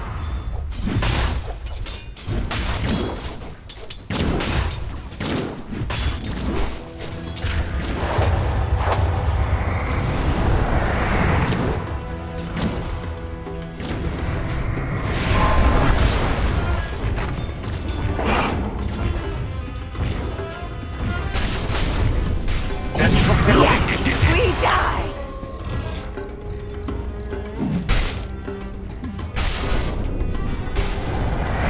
Stupendous!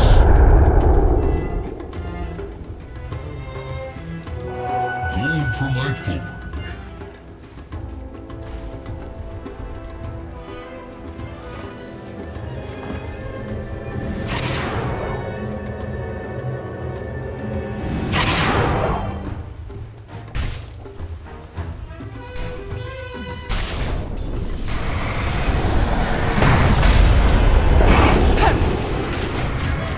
An end of an age. The Dire might want to mine their top tower.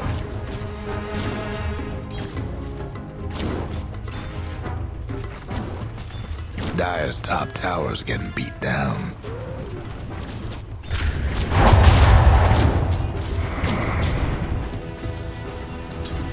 Dire's top towers, you know the drill. Radiant's bottom tower's seen better days. Radiant's bottom tower ain't a pretty sight right now. And we all owe a life to the fates. Trouble brewing at Radiant's bottom tower.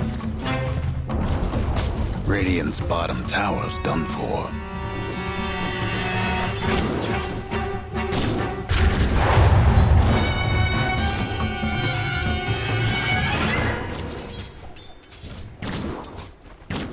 Denied.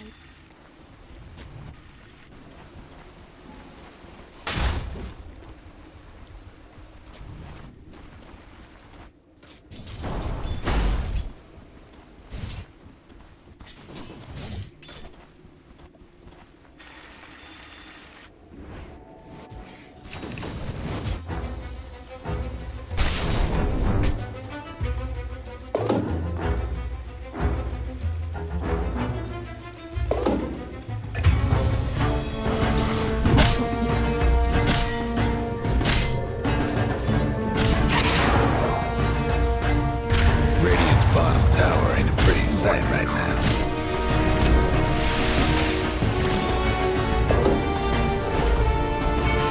Radiant's mid tower could use a hand.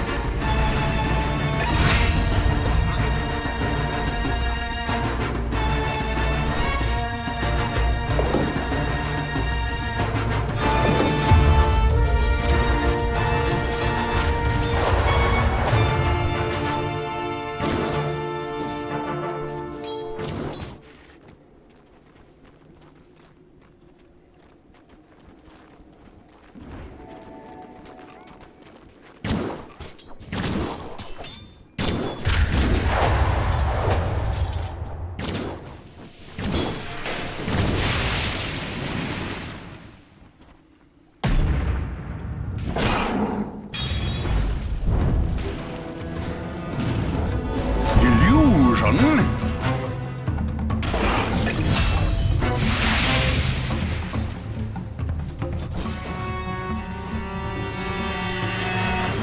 Radiant's mid tower's getting banged up.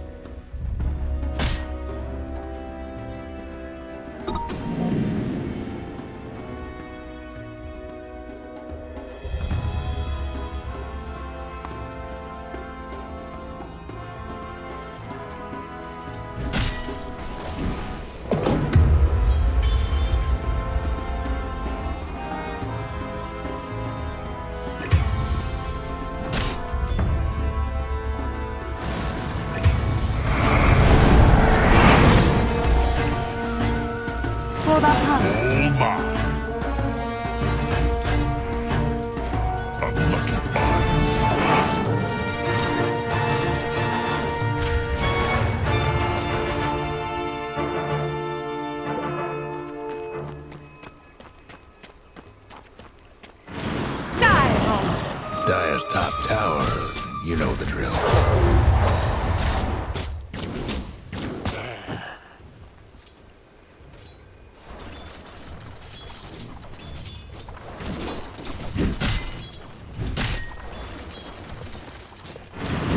Who spoiled that shot? The prize is mine.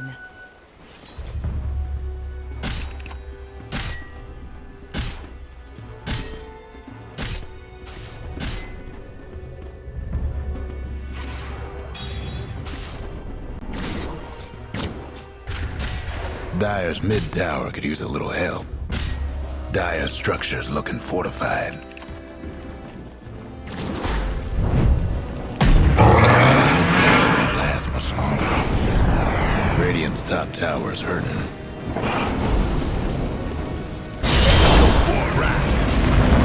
Yes! Allies! Radiant's top tower's in bad shape. Over here now.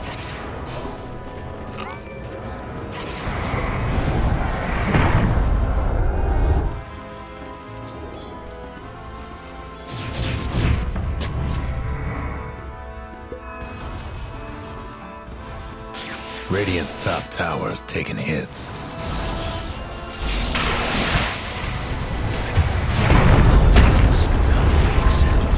Radiant's top tower.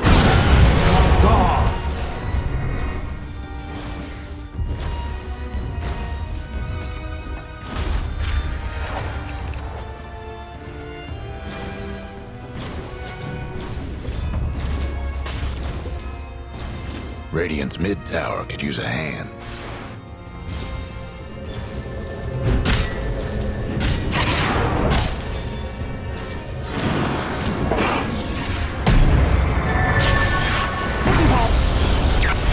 Let the fun begin.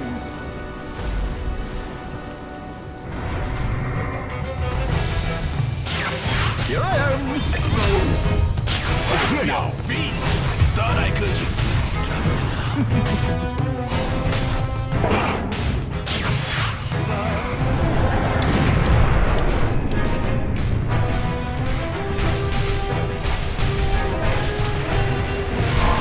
Somebody's cooking. 2 down.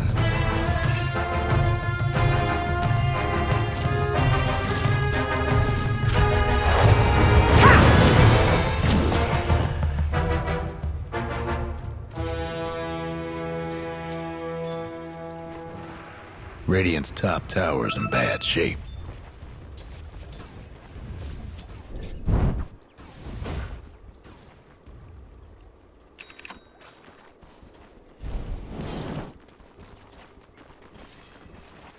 Dire's mid tower won't last much longer.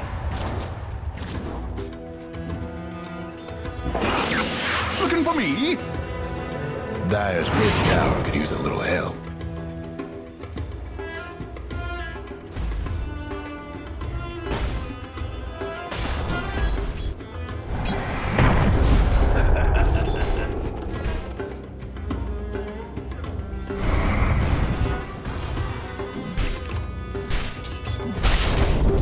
None may see the deepest.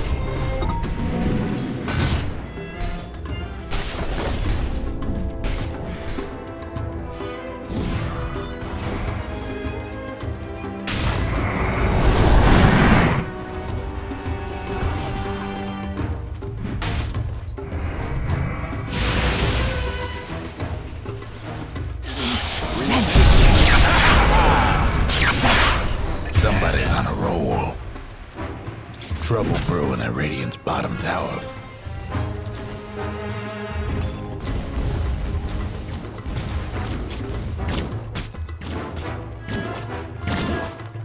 No breaking down the Radiant structures like this.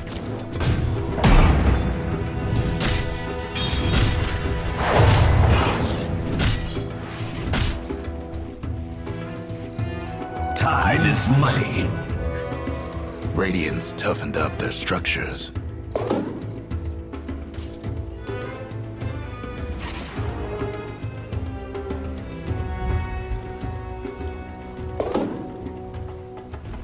Stupendous.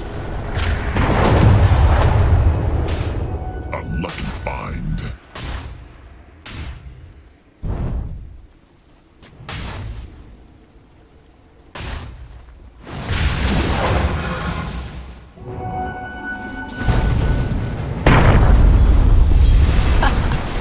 Perfect.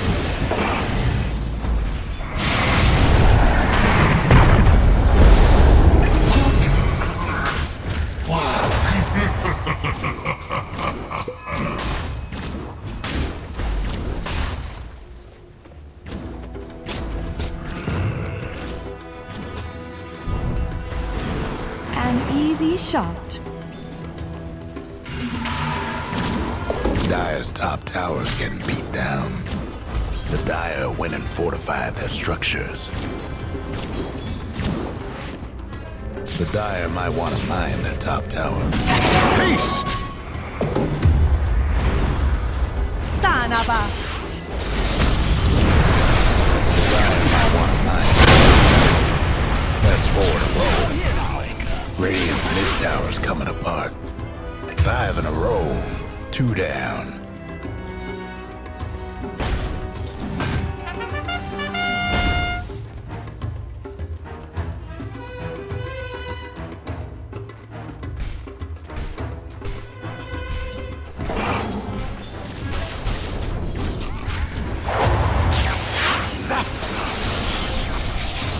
Over here now. Shadows take us. Radiant's bottom tower's seen better days.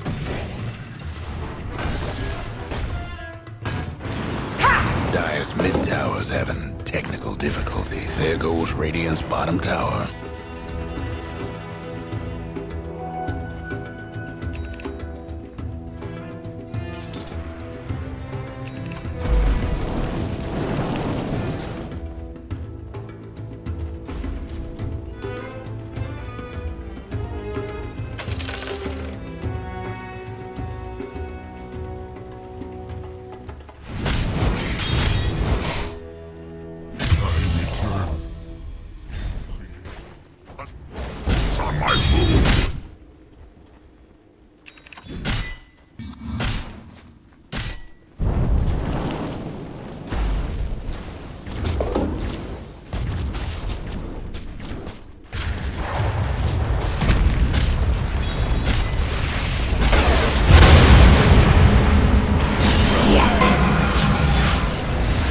What'd I miss?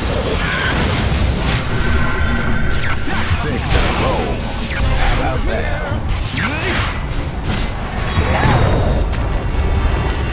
No chance.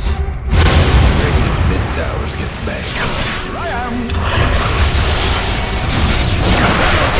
Tower's getting beat down. Radiant's mid tower's coming apart. Dire's top tower, you know. Radiant's mid tower's in trouble. Radiant's mid tower's getting banged up. Radiant's mid rat's taking some punishment.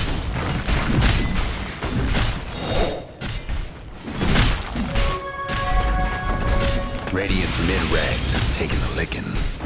Dire's top tower's getting beat down. There goes the Radiant's mid rags. Dire's top tower.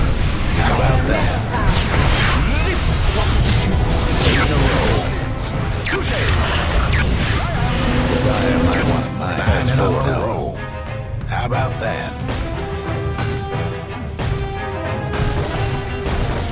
Dire's mid tower's having technical difficulties.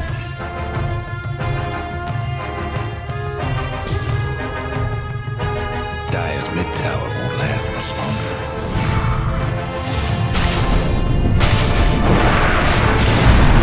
I am legend.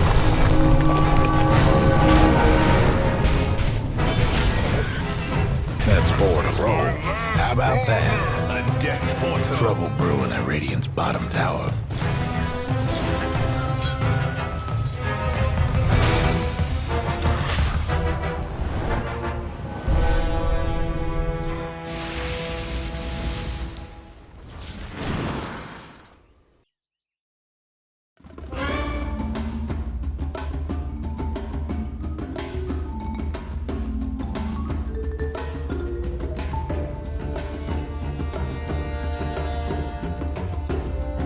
Dire team ban. Radiant's ban. Dire's ban.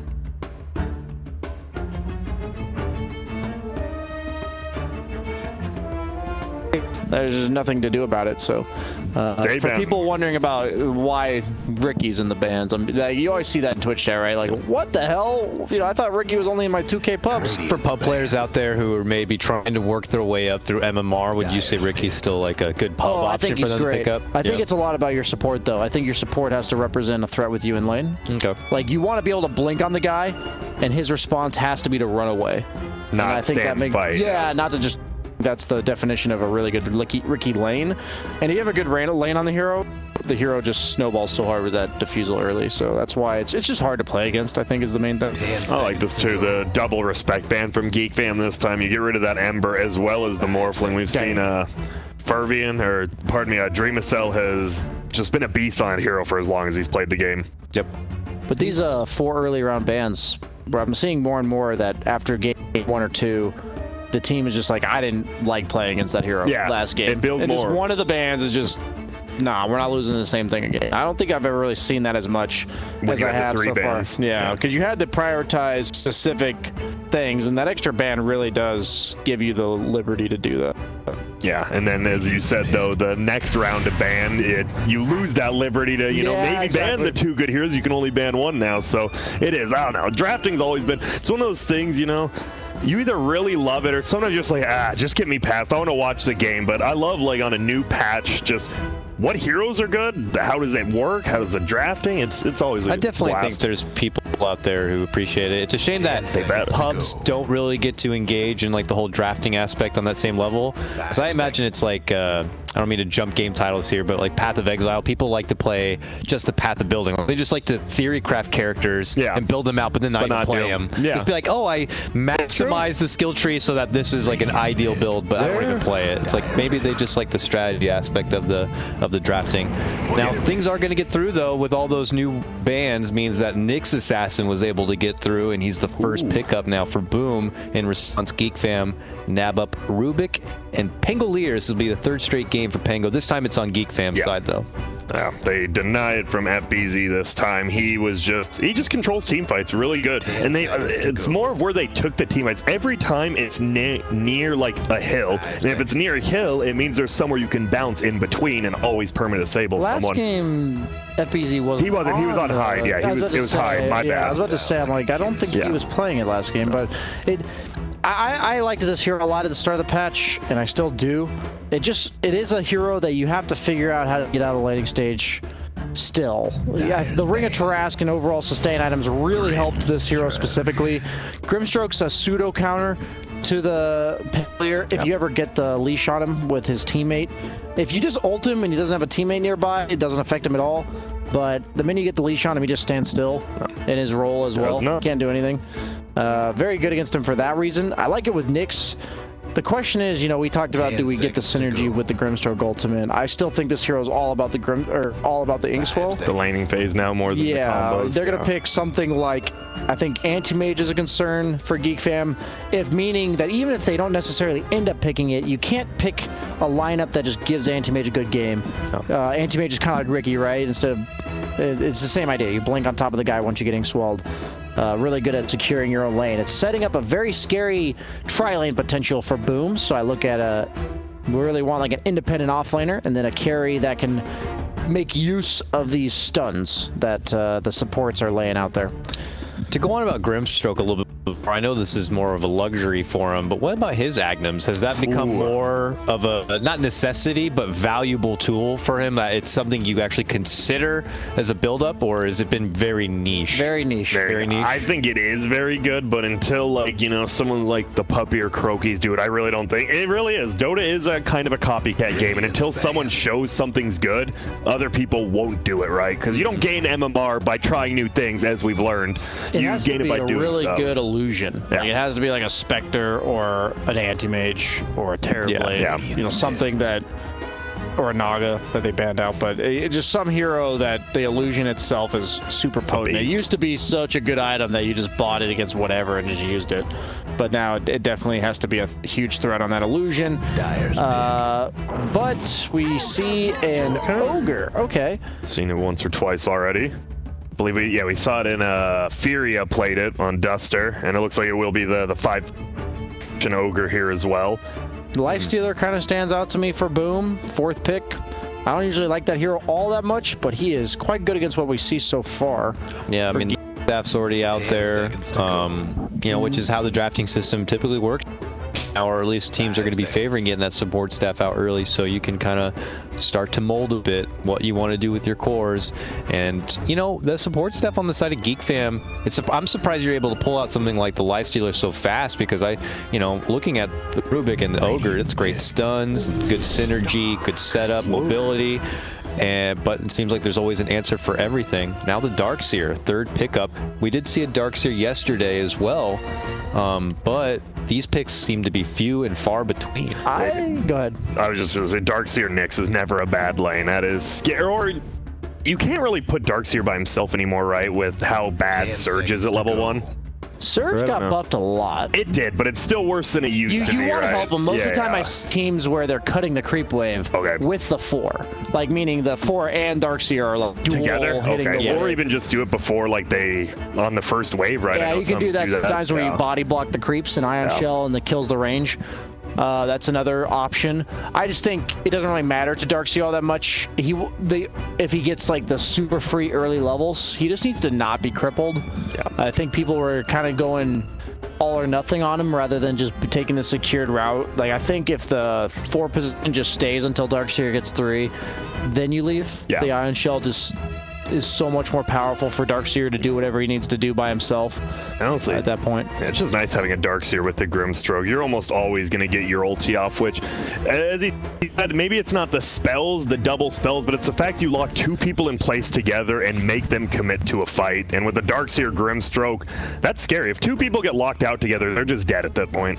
Yeah, there's so many heroes that can free farm against the Darkseer. Just undertowered. No, a lot, right? With the built-in Stout Shield now as well, you don't have to spend gold to do it, which is nice. Just wonder which one they're going to choose here. You could go for like the Juggernaut. I actually like Juggernaut a lot. Not something I see too often now, even though I see it a lot in pubs. Yeah. Just don't see it too much. And why the Juggernaut? Do you just like because he will be taking a lot of damage in the tower and you do just have to self-sustain? They just have absolutely no threat on a Jug from the offlane.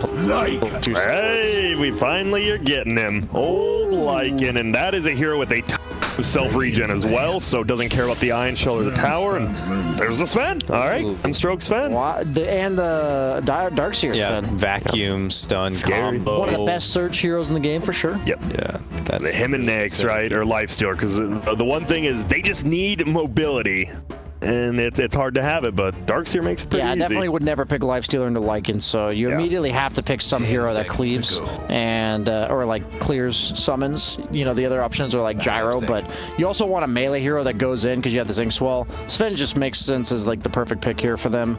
It really is a very logical pick here. It just fits all the needs of their own lineup while also addressing the last pick of the Lycan. Do I believe in this hero? That's the question. You know, I think Sven, they've kind of tossed him back and forth on what his 3rd spell does. The Warcry, the old armor for the entire team, as well as some damage. I mean, that helps negate the Howl. It's Lycan, really good against Lycan. Yeah. Let's just say that. The AoE armor is super nice against Lycan. We'll see. I've seen some Svens be real farmed and just not feel that impressive, but Lycan definitely gets kind of taken out of the game. It just makes it really hard for Lycan to ever fight.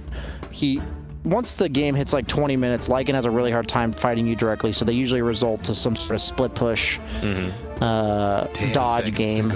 But we need a mid laner for Boom. I think you have a farmer, you have a team fight aura builder in the Darkseer, you have some stuns. I think we just need kind of this independent hero that doesn't rely on the Surge, doesn't rely on any of these things because it's all going on the Sven. All right.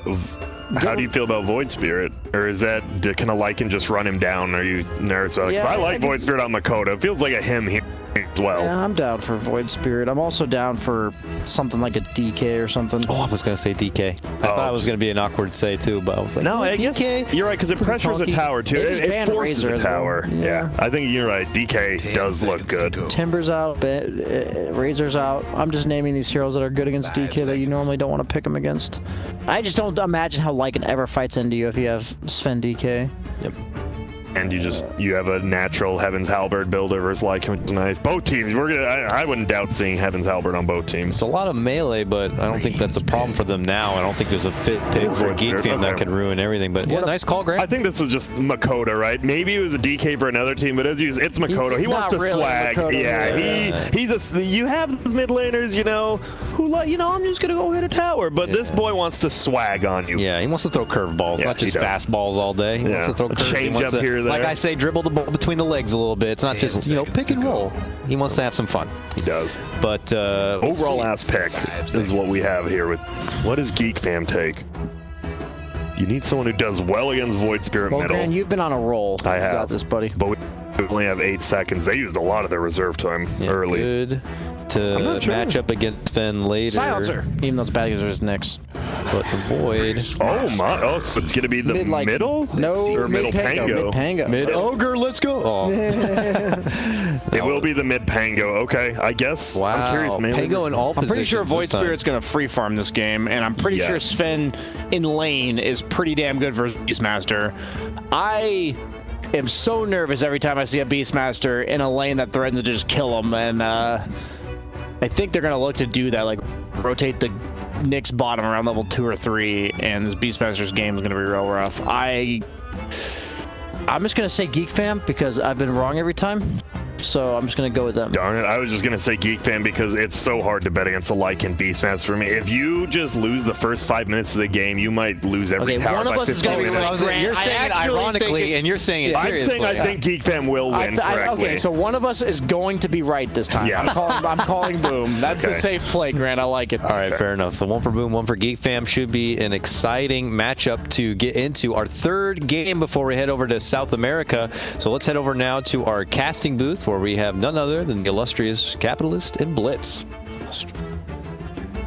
I hate to break it to you, Brian, but as a long-standing panelist, let me just say, if you have to... Well, one of us is going to be right, so I'm going to take this team. It means you've already lost. You're already wrong. Great guys at home are right, as we see the odds are going to be backing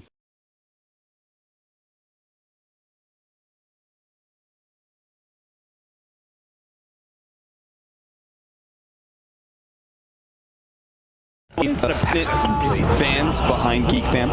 Yeah, they've got the fam. Their name has it. Yeah, you guys are part of the fam. Yeah, you guys are part of the fam. That's shady. I don't like that. They're abusing.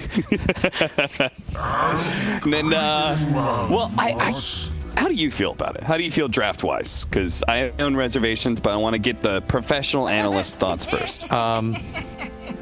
Okay, I actually think I like Geek Fam's lineup. But there is one thing I dislike about it. I think they have too much single target. Yeah. I think if... like if you could replace that Ogre.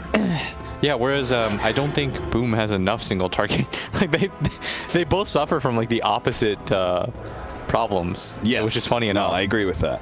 30 seconds. Because single target is like usually just stuns. Like you have stuns. Whereas like they're easy to land stuns really. It just like comes on to Sven. But I actually think Beastmaster's fine against Sven Grim. I think Beastmaster, I mean, Brian probably knows this better than I do. I don't really play Beastmaster, but if I have to think about it, I'd imagine the lanes that Beastmaster likes playing against are the ones that he can't immediately get bursted. And Sven's stun is annoying for sure, but I don't think he's going to max stun. And I think he's just going to be able to harass with Boar on the Grimstroke. Is my like gut feeling, and then I feel Rubik just spams out W, and what do you do? That part is really important. The Boar on Grimstroke. Yeah, not in the lane, because that part is really annoying on level 1 Boar, keeping it alive against Cleave. Yeah, agreed. But what were your thoughts? Since you said I wasn't a big fan of their last pick, Void Spirit. Okay. Like, I know Makoto's probably just feeling it right now, but just initially, like, I could say I don't like playing that hero against Lycan. I will say Void Spirit versus Pango feels really nice lane-wise. Oh, and they're going to kill Ogre. Yeah, I I generally just don't like Ogre as a hero. I'm not sure. Yeah. Always feel like he could be replaced. You're talking about, like, how they don't have enough singles target, well, like one of their single target abilities is Ether Remnant, you'll never hit it on Lycan. Yeah. He's got way too much stuff. For sure. I think Void Sphere feels really nice to play against Pango. Yeah, that's true. I just played that matchup recently, actually, like 1v1 mid, and I think I solo killed the Pango like twice. Yeah, but your MMR is somehow underinflated to a point where you're smashing 5K. No. He was like top 400. Oh, really? Yeah. Okay. And the lane was fine. All right. Well, that's not the same as Carl. Yeah, but right now I'm looking right. Yeah, that's true. 10-0 compared to 6-0 in the mid lane. No, you're right. I do hate playing, as a general concept, I hate playing Pango against Void Spirit. Because your windup makes it really easy for Aether Remnant to hit too. Yeah. Brian made really good analysis of that game, where he said it was a free Pango game in the fact that there was nothing really to threaten you from getting off Rolling Thunder. While your roll was starting. I want to be able to swashbuckle and rely on Thunder. I don't want to have to like Rolling Thunder from a distance and roll in because I'm afraid of whatever, instant cast abilities they have. I'll say the worst thing about this Pango is that it's really hard to play against Grimstroke.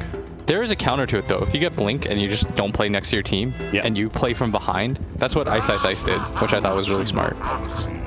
And Grimstroke is still very susceptible to, like, he has no escape mechanism in that regard. He is just all offense, no defense. So once you do get on top of him, he's a relatively easy first. You just my man's died in like 2 that seconds. team fight. So who would you back if I had to like gun to your head? I would back. I think so too. Because I don't believe in the last pick Void Spirit a ton, though. To be honest, like I didn't even know what it was. I didn't even think about that part. I think the mid matchup matters for a player like Mikoto. For sure. You're 10k MMR, like you're a pub grinder. You wanna. He's 0 for 2 in Remnants though. And his impact in last series compared to this series is very different. Yeah. I think it was very astute analysis saying that like he needs to be ahead. I think all these like a lot of the 10k players anyways, I don't want to say all, but they're just used to like being in this pub atmosphere where they snowball a win off of having a really good laning phase. Right. But Lycan's gonna free farm, Darkseer's gonna free farm. Sven is not free farming. Yeah, okay. So I'm gonna just shit on Brian again. It feels like I'm doing that. I feel really bad, Brian. But I was like, we said good things about Brian. But when he was like, Grimstroke Sven is gonna bomp on this lane, I was like, really? I don't think so. Well, he did just get bombed. That's Whitemon. Whitemon gets the kill on Hyde, but he died before it, so. You know what Beastmaster really hates? When he's playing against like a third hero like a Shaker or a Tusk. Yeah. And you go up there, because this hero, unless you try and for the most part, in 2-on-2 matchups, he has good lanes. Yeah. Boar is like the ultimate equalizer. So that means he usually gets over-leveled and over-farmed. Because he just has good stats. Like, you're never sad about, in pub games, about seeing a BM on your team. Yeah. Although he is doing some weird stuff right now. He's deciding to fight. Maybe he's going to get bopped here. Kezcute is out of mana, though, so we won't be able to give the Ink Swell, which he had 2 levels of over Dream. Surprised that he decided to fight there. Like, I think his Cuckoo's lane was fine, and then he just decided to 1v1 right-click this. Yeah, you've got a big wave coming in. Yeah. Don't risk that, ever. And don't ever risk the big wave pushing into like your 3 tower. waves. Yeah. I'm sure Zephyr would be happy with it. Low key as like a 4 position, when like your offlaner dies with a big wave, you're like, ah, damn, man, really sucks. Oh yeah, when I duo queued with Insania, we were gonna snipe you guys. He said he loved you. He was like you and Tiger or Boxy were gonna play together, and it was gonna be me and Insania. And I'm quite certain he was very complimentary of. He said, "Oh, I love laning with you. You just go in." I'm pretty sure he only said that because I would go in and die, and then he would get farmed. I'm pretty sure he only said it because of that. Was this a while back? No, just like a week or 2 ago. Oh, really? Did you guys end up sniping? No, you didn't. No, you guys didn't end up. Actually, it might have been before the summit. You were still in Europe. Okay, yeah, then it was before the summit. Yeah. He was trying to snipe me? That's messed up. You know, ever since I became his coach, we never play together anymore. Because before... you guys spend too much time together, maybe? Yeah, and it's like before in the past, it'd be like, yeah, you can just blow off like playing real solo queue games. And now I'm just like, you gotta play solo queue games, dude. Oh. Dude, you gotta try hard. Zephyr, he's being try-harded right now. They have the rotation from Boom. I was waiting for this. Yeah, he needs to I come liked up here. your call of the tri-lane. You have to tri-lane Beastmaster. When's the next assassin gonna show up? Well, he finally does. He doesn't kill the Beastmaster, though. And Zephyr's death does create space. Oh, boy. Does leave FBZ all alone in bottom lane with Lycan hitting level 6. He's got Necro 1 already. Yeah. This game's gonna be... He's gonna be really farmed. That is a big 1v1 kill, though. Makoto. Yeah, I was like, dog, I'm like 3K. If I'm solo killing... If I'm solo killing pangos that are good, then I have to imagine, like, if the skill difference is, like, even... It has to be favorable to Void Spirit. Yeah. This is like almost exactly what ended up happening in my matchup, by the way. I just hit 6 and I killed the Pango. Yeah, it's one of those situations, right? You say it's a problem when your swashbuckle doesn't get you far enough away. Yes, because at that point, once you commit the swashbuckle, Void Spirit doesn't care that you're a little bit further away. His first Q or his first jump is going to hit you anyways, and then he just gets on top of you and he can tank your physical. He doesn't really care about your swashbuckle damage either. Yeah. So you just straight up die. I like this move though. They're going to bring up 4 heroes. Like we said, Beastmaster gets fat naturally. Like he gets an unnatural amount of levels in XP out of all offlaners. So you have the classic problem where, it's kind of like playing Timbersaw, where you feel like you're so strong and nothing can kill you. So then everything begins to kill you. You're just kind of like a walking meat bag. Yeah, because you're like normally if that's a level 2 beast, the offlaner, do you really care about dying there? Probably not. No. But you're level 5 at a reasonable time too. Very reasonable time. What level is Darkseer? Darkseer is level 6. Oh man, this guy's even more farmed. But then again, it's like ogre like. Yeah, it's a very free lane. Yeah. Until Lycan hits level 6, there is no offensive threat whatsoever. So FBZ has been able to get a good amount of farm, as you can see, reflected in his CS, 52-0, compared to lane, 58-0. I actually think you have to ignore that first death on FBZ. Yeah, and just say, like, screw it, like, it happens, but you have to still play the same way. Yeah. He used Shapeshift. Like, if he's using Shapeshift and it's not to win a team fight or take a tower, then it's not that bad. And I like this move, conversely, by Raven to chase. I actually think you have to try to punish this. Yeah. I think they're both kind of doing the correct maneuver. You want him to be put into a situation where he's finally like, all right, I'm not going to do that anymore. Yeah, exactly. But at the same time, FBZ, you have to take advantage of the fact that you are far ahead and they are like semi-tri-laning you at top. Yeah. Or your team is tri-laning.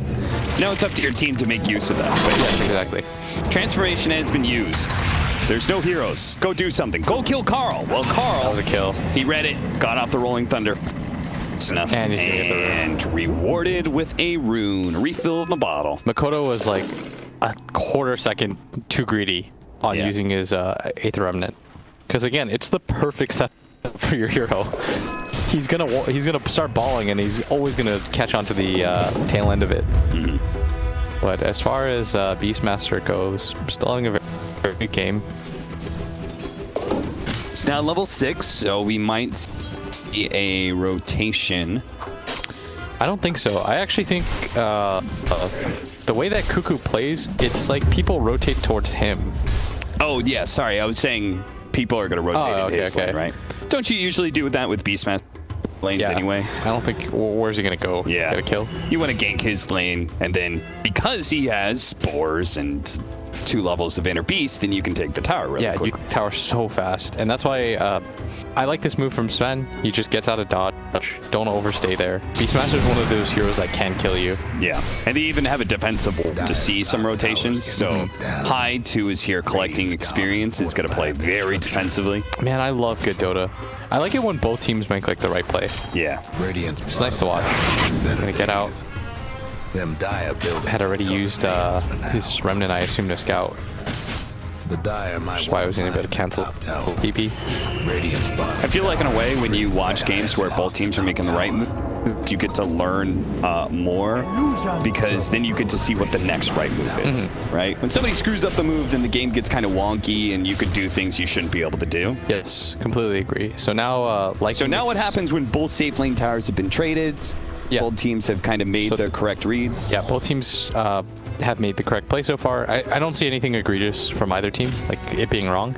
So now I think the next move, okay, hold that as... Well, the move here from Makoto is just to keep the pressure here in the bottom lane and collect whatever support shows up. That was Zephyr. I think that's the right idea because they can't take mid themselves. So what you do instead is you park your 5, which very conveniently comes with a, Grimstroke has an ability to push out waves.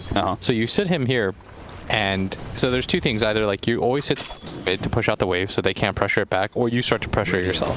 But with the heroes that they have, and the fact that like their carries is Sven, and he just wants, it's more efficient for him to hit neutral creeps, he's just gonna the neutral area, right? Yeah, and then on the other side of things, Darkseer rotate up to top lane, defend the lane against Cuckoo, back over to mid. Yeah. Sometimes this is what's going to happen, though. Or the sacrificial 5 trying to de-push the mid lane. But that's a big death from Kezq. Yeah. Walking past the river, I think, is really greedy. Yeah. Because now they're going to pressure your tower, and this is bad. This is like what one team is aggressive, one team is defensive, and now now Sven has to come out here, and he doesn't really want to be here, if I'm honest. Yeah, both Dreamcell and Makoto didn't want to have to do this, but they know they should defend their mid tower. Raven's still going to go for it here. He's still shapeshift, and with this stun going out on the Nyx Assassin, they're going to be able to pick up at least 1 kill here at the Aether Remnant, pulling him back into, with the Soulblind actually controlling Zephyr as well. As a result of all that, they're both kind of low, though, on the side of Boom, even if they trade 1 for 1, and they're not able to get out in front of that shapeshift push from Lycan. They lose their mid tower. Yeah, and that was a little bit of a mistake by Carl. He, got to the rest of his team, soulbound himself, then just kind of in an awkward position. But yeah, that's why I think the death from the stroke actually matters a lot, because A, it pulls the Sven from the tower to the tower, and B, they're doing it at that point anyways without him. He needs to be there to push out the wave and then pull it to himself. Maybe they take that tower anyways, but you got to make them work for it. That was not really making them work for it. No, certainly not. It was a very easy freebie. So guys, in your pub games, if you play these 5 heroes, that is your job. Is you just sit there and sit on your side of the hill, push out the wave. If you have a mid laner that wants to move around the map. Yeah, if you have a mid that's if you have an SF, then he's probably gonna collect the mid lane. He's probably gonna yell at you. Yeah. Don't touch my creeps. I think even then, Shadow Fiend, I just prefer to hit jungle.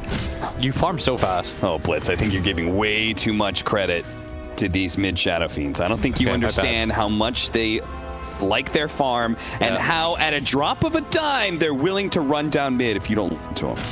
Just trust me, Fives. Don't listen to Blitz right now. If you first 2 pick SF in pubs, you're a real piece of work.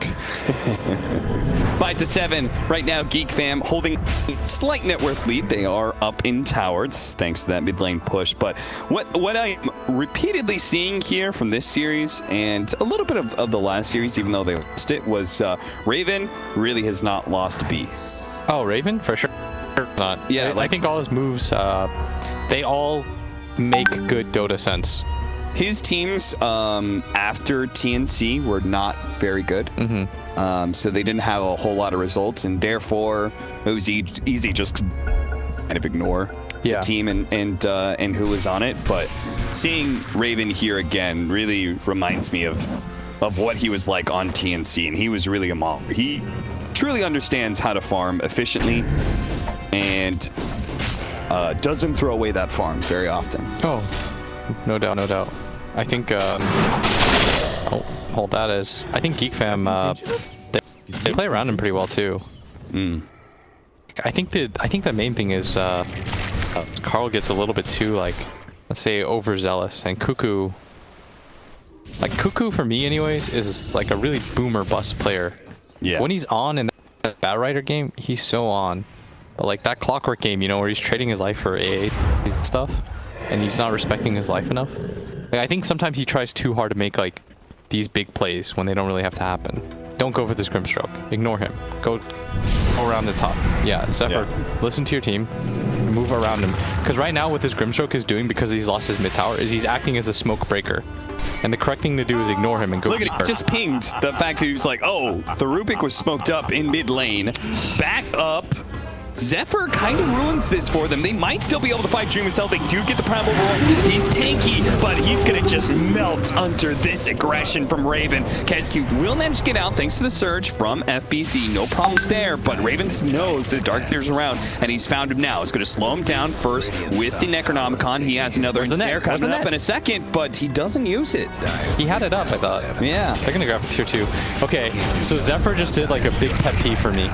Is you're smoking, and that smoke, if you just get the Grimstroke, you already took mid tower, so it leads to a nothing burger. It's like a completely pointless kill at that point. Yeah. And that really bothers me. The better thing to do is always be a little bit greedier. Like, that actually shouldn't have worked once the smoke broke, you know? Yeah. But, because... Like, don't be greedy. Yeah, you don't like, need to kill the mid-wave just yet. Like this move. This is a big kill.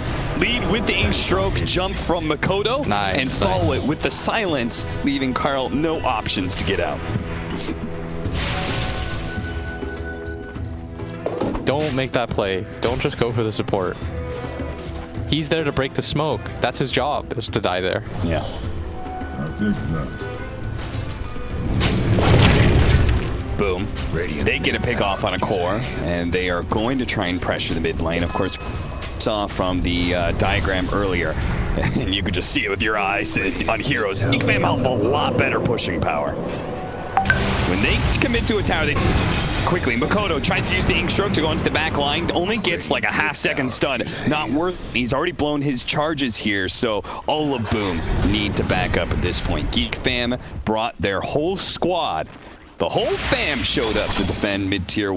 God, this Lycan is so farmed. Yeah. Necro 3, Helm of Dom. 15 minutes in. Has 1,200 gold built up already. It's unreal. Is Necro 1 still too efficient of a farming? Oh, Boom. I didn't think they were going to get here in time, but possibly with the surge. Look at I go. He just runs in. And it's a Roche. And this Spike Carapace doing so much for Roche. Oh, they do manage to get both the Roshan and the Aegis. No problem for Geek Fan here. Now they're going to be able to use that shapeshift to run down Kescue on the left-hand side. Makoto was trying to go for the Rubik kill, but thanks to the stolen Dissimulate from Zephyr, he stays alive for a little bit longer. He's still alive, in fact, and now he's baited Makoto in, allowing Raven to be able to clean up that kill at BC and Dreamocell. They're pushing forward with Hot. Managed to land a stun after follow-up stun on Karl, but Karl's really tanky thanks to the shield crash. Swashbuckle up 1 second, he gets away and disarms Dreamocell. Dreamocell's still gonna go forward. Thanks to the surge, they feel like they have the mobility, but there's too many stuns, and now Dreamocell needs to run away. A great impale comes out from Hyde, covering Dreamocell's stacks, but he has blown the BKB, he's blown his ultimate, and they didn't really get an important kill out of it. In fact, I don't think they got anything out of all that. Didn't have the lift available or the stun, but still really good fight from Geek Fam. And that was the buyback on the Nyx Assassin too. Oh yeah, you're right. That was very, very good for them. So all they got was the Beastmaster kill. In exchange, they killed 4 people. 100% worth. Dire's top tower. You know the drill. And now that Boom is no longer in getting shape, they're going to go for another tower here. Raven does it safely with just his leading the way. Makoto, if he could catch Karl here, it would be really big, but instead he's going to go for Raven. Karl's going to be allowed to get off his Rolling Thunder. Makoto jumps back. Oh, telekinesis onto Dreamocell. He does have his BKB, but he's not being allowed to use it thanks to the stolen impale from Zephyr. He pulls him back with the telekinesis and chains the stun with the stolen impale. This game's already over. It's looking like Geek Fam feel that way because they just all in tip Dreamocell, and Dreamocell even gives a sheepish sorry to his team. He knows he just done fucked up. He goofed real bad. And now it's going to be tier 3 possibly falling here. The Crimson Guard is doing wonders in protecting this tower, but it won't protect FBZ as he's actually fine. He gets the surge away thanks to all those disables, and with the Soulbind, maybe they can do something here. Yeah, they're going to be able to jump back in and get killed. Makoto One last Astral Step. They gotta get out now. The Beastmaster and Geek Fam will not be able to get that tier 3. In fact, they're going to lose more. Aether Remnant is going to be able to catch Whitemon. Nice. Zephyr actually got hit by the Spike Carapace. Maybe with the Surge, Stream of Cell can find him. No, he's going for creeps. Not a bad way to hold 3-2-2 gold change in favor of Boom. I think more than that, because it didn't include the Beastmaster kill in that. Yeah. So that was pretty big exchange. See that one again. I mean, Makoto is running away and Streamacell running towards the enemy. Like, there is not appropriate communication going on there. I don't think they could have fought though anyway. Yeah. Just an awkward position to be in. I think Makoto had the right idea where he was like, oh geez, they've blown Rolling Thunder. This is no longer a fight. Get out. Cuckoo has to know something too about this game is when the wall is dropped, his supports don't want to run past that. So when he goes past it himself and then he drops the roar, he's kind of leaving himself in no man's land. I think the Geek Fam supports did the right thing actually. If they all commit past it to try to kill that Darkseer, I think they get team wiped there. Yeah. Or like damn near close to it. And then your Lycan's going to lose his Aegis for nothing. Another hero that's really susceptible to that wall is the Pango, right? Because you create an illusion, it lucky shots you. That's a hefty disable. The Abaddon issue. Yeah. It always feels so nice playing Darkseer against Abaddon. Yeah. You just drop a wall and you destroy this illusion that's just silencing you repeatedly. Rolling Thunder looking to finish off high, but he gets silence first. Carl is going to use his movement speed to try to run away, but he's pulled back by the vacuum. Stun combo with the Sven. That is a combination we haven't talked about just yet, but the Surge it allows Streamacell to just run comically fast after Zephyr, maybe finding a secondary kill here, but Zephyr was tanking up, he lived through it. Now the BKB has been wasted. Once again, the Primal War is going to be thrown down. There's the wall of Rumpicott. They're going to be able to get a beautiful impale. That's going to allow Streamacell to land a Cuckoo, and he's got the Ink Stroke on top of that. Raven had to play away from it, goes back in, but realizes that's not an easy kill enough for him to get. He needs to run away because the Shapeshift is running out of time. Carl tries to go for the kill, but gets hit by the Spike Carapace, and now he's going to be stunned up. Carl is tanking. He's got another swashbuckle up. He's going to try and jump away. Makoto, meanwhile, he's focusing on getting extra kills. Makoto just finished off Carl already. Just take what you got in your hands. What's that phrase about, you know, one in the hand compared to two in the bush? Just get the core kill you've got in your hand, man. That was because Carl could have gone out. Yeah. He could have gone to the right and swung downwards, but he decided to go for the kill on the Makoto, and that was not going to be an easy kill. And now the gold has gone in favor of Boom Esports. And Geek Fam have just like thrown 3 fights in a row. 2 fights in a row. It's getting a little weird out here.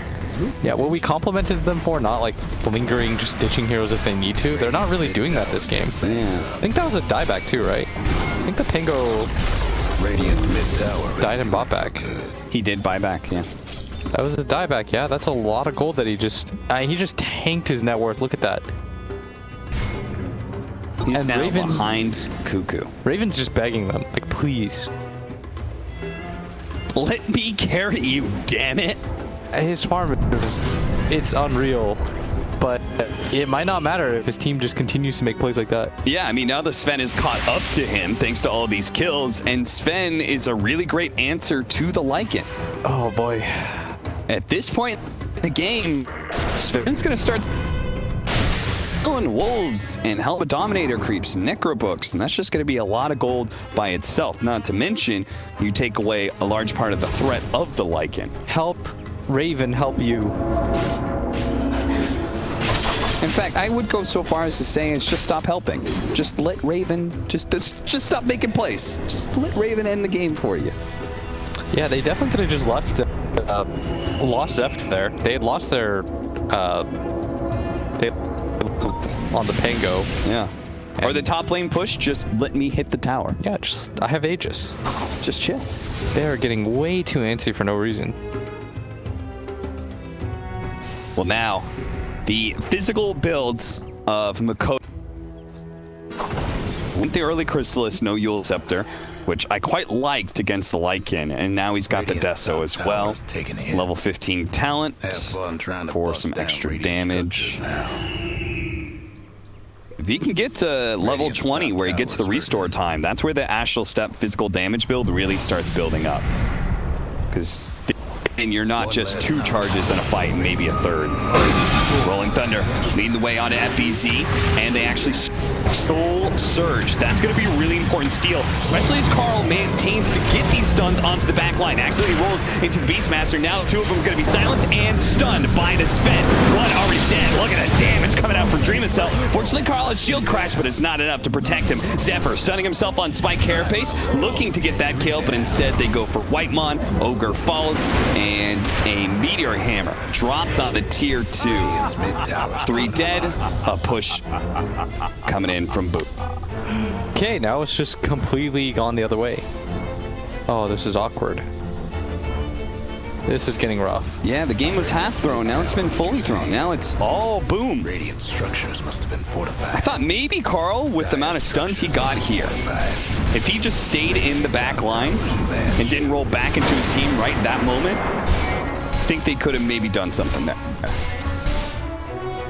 Radiant's top tower is taking hits. Okay, so it really goes to show that this Sven is unstoppable. Yeah. I mean, Raven's not even going to be able to play Dota. A surged up Sven at this farm with BKB. Yeah. I mean, Raven's 704. He's had, like, the dreamiest of dream games. No one's touched him. Yeah. He's able to kill everything. I mean, they're just getting themselves in such bad position. Oh, this would be a really big pick off if they could get it, but it was just the telekinesis. He didn't have anything else. Still holding on to the surge he stole earlier. Carl. Geek Fam still can win, but it's just a shame because of how they had Aegis. They were pushing top after they had killed Sven. Now they're going to have to rely on superior execution. Yes, now the game is really tricky. They need Carl to just constantly be stunning heroes. Raven has to play away from the Sven and find openings where he can kill somebody like Makoto, which requires somebody to actually get their stun off. So Cuckoo probably has to get Primal Roar onto Makoto. There's a lot of very specific things that need to happen for Geek Fam to win this fight. Now, right now, they're just waiting out the wall. Replica, look at that. Zephyr had the stolen surge, so he tried to bait himself, and it actually worked for a really nice Rolling Thunder, and they got the... They're going to be able to get both the supports with this. Kescu does die. It actually worked. That was the most insane bait I've seen. Zephyr just like, you know that show Flash? He just like Barry Allen it in, zoomed right out, just... I was like, wow, all this stuff. My name is Barry Allen, and I have telekinesis up the enemy team and running away from a Stormhammer. He can't outrun it, but he can get... Oh, what a vacuum. Dreamcell didn't have Stormhammer up, though, so he couldn't really take advantage of that big grouping that happened there. He's just burning through whatever creeps he can hit right now. But heroes, he is being kited around right now. Fortunately, they do manage to get the disable onto Carl, and they chain it with the Stormhammer. He's now dead. No buyback available there. Raven stops moving. Raven's He's disconnected for sure. Yeah, there's no... Okay, yeah, he... That's a rough one. Keep lagging. Yeah, Raven's just like, for a moment there, it looked like he was just done with the game. He's like, that's it. I can't carry these guys. What's going on right now? We're going to see the replay. All right, he literally just walks in and then walks out. He's like, guys, they're disabled, so I can outrun them. Oh, man. All right, well, that's going to be Whitemon gets caught in the Roshan pit, but that's really... I no longer know who's going to win this game. Like, Raven's trying. Zephyr actually, that was the sickest bait I've seen.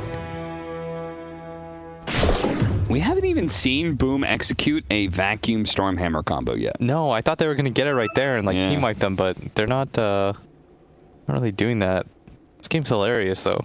Raven's just trying his best. He hasn't died yet. 706, excellent score.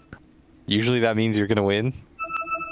And Yeah, just now that they have Aegis, maybe things are easier, but it's not like Lycan is the best Aegis carrier. And I think you might have missed your timing a little bit. I think top, when you had Aegis and you had the Sven dead, was probably supposed to be your Rax moment.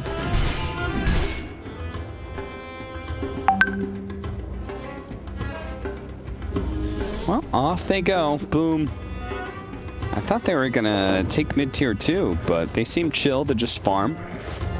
It's been a hectic game 3, and it is a game 3, even if there's the mismarking at the top of the screen. Score is 1-1, and this will determine if Boom could potentially be the top team in their group. Assault Bind actually snatches both of these heroes. They get the silence onto Carl as well. They've already killed Zephyr. Carl may be up next. Makoto, meanwhile, is going to try and get out of here with Assimilate. He's going to be good. Controls up Cuckoo. Vacuum back in. Nicely played by the Darkseer. Dreamcell is trying to battle out. He's trying to get away from Carl right now. Turns around. Nice cleave hit.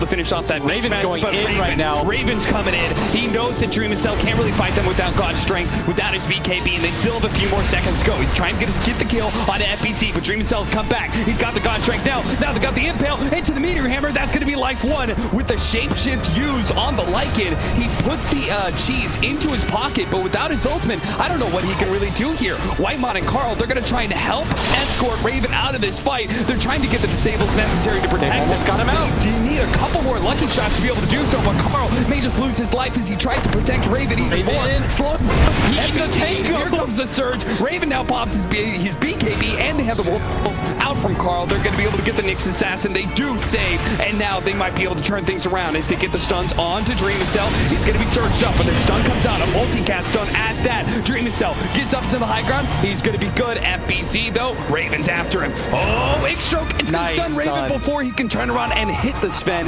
He TP's out in time. FBZ, not so lucky. Zephyr with the Storm Spike Airpace blinked himself onto the Ion Shell, activated it, okay, stunned him, bit of a TP, and FBZ, he may die here. It's a vacuum up into the high ground. Nicely played, but he didn't catch everybody, and that means FBZ will die. Raven, meanwhile, on the other side, did catch KezQ and has joined the rest of his team here in the mid lane. Oh my god, I just watched Raven eat a 30-minute tango to try to survive.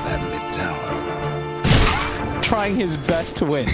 I've never seen that. He had a share tango from like 10 minutes ago that he had kept in his inventory, and he's like, I will survive.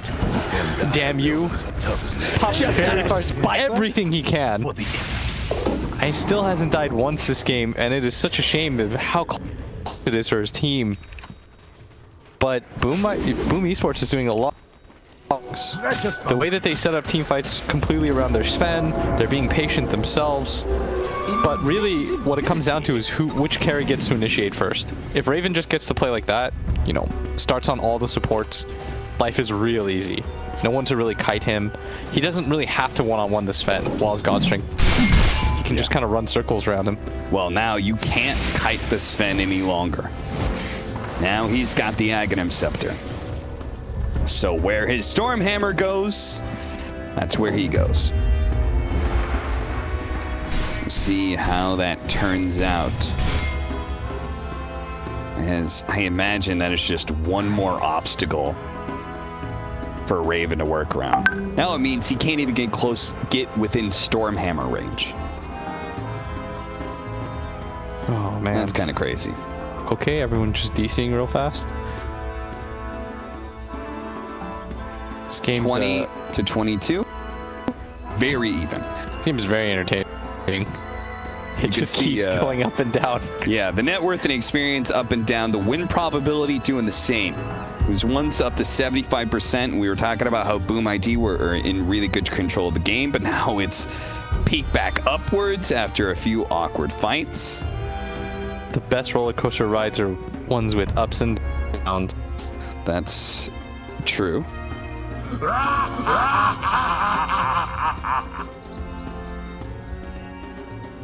What about those simulated roller coaster rides? Have you ever been on one of those? Negative. Roller coaster rides make me really dizzy. Yeah. You had a hard time at Disneyland. Don't remind me. Universal Studios killed me. That mummy ride. The mummy ride. Thought I was gonna die in there. That's for those of you who don't know, the mummy ride is one of those quote unquote like scary rides where you put you in the darkness and they do little things to make it feel like something's about to hit you and stuff. William was not about that. Thought my girlfriend was gonna leave me after she saw me on that. Blitz was a crouching, shuddering mess. All right, here we go. Game is gonna resume. Net worth is completely even at this point. It is. I thought Geek Fam could not lose this game, and then I thought Boom could not lose this game. And so now, you know, I'm just in it for the ride. Yeah. I'm done. Both teams have certainly proved you wrong. Yeah, so I'm Both just kind of teams are capable of losing the game at this point. Both teams are also capable of winning this game. It's been some bad plays and it's been full of some great plays. We've gotten both sides of the coin here in this. Anything can happen. Pretty epic game 3 right now. Just as a reminder, Boom are fighting for top in the group with this against Adroit because they did manage to take down Fnatic yesterday. Do the same to Geek Fam, then all that's left is Adroit. If they take them down, then it's first of the group, and first of the group means you're already in the grand finals. Meanwhile, Geek Fam, it's the opposite. Last in the group gets cut, and if they lose to Boom as well as Adroit, then things are looking very, very dire. Boom playing on the high ground here as they approach this tier 2 in the bottom lane. Zephyr their structures. They're trying to pull Boom into them a little bit, but I don't think Boom is going to take that. They're just going to focus on hitting the objective. And then maybe they're going to back off here. The Darkseer is showing himself in top lanes, so it's time to run away.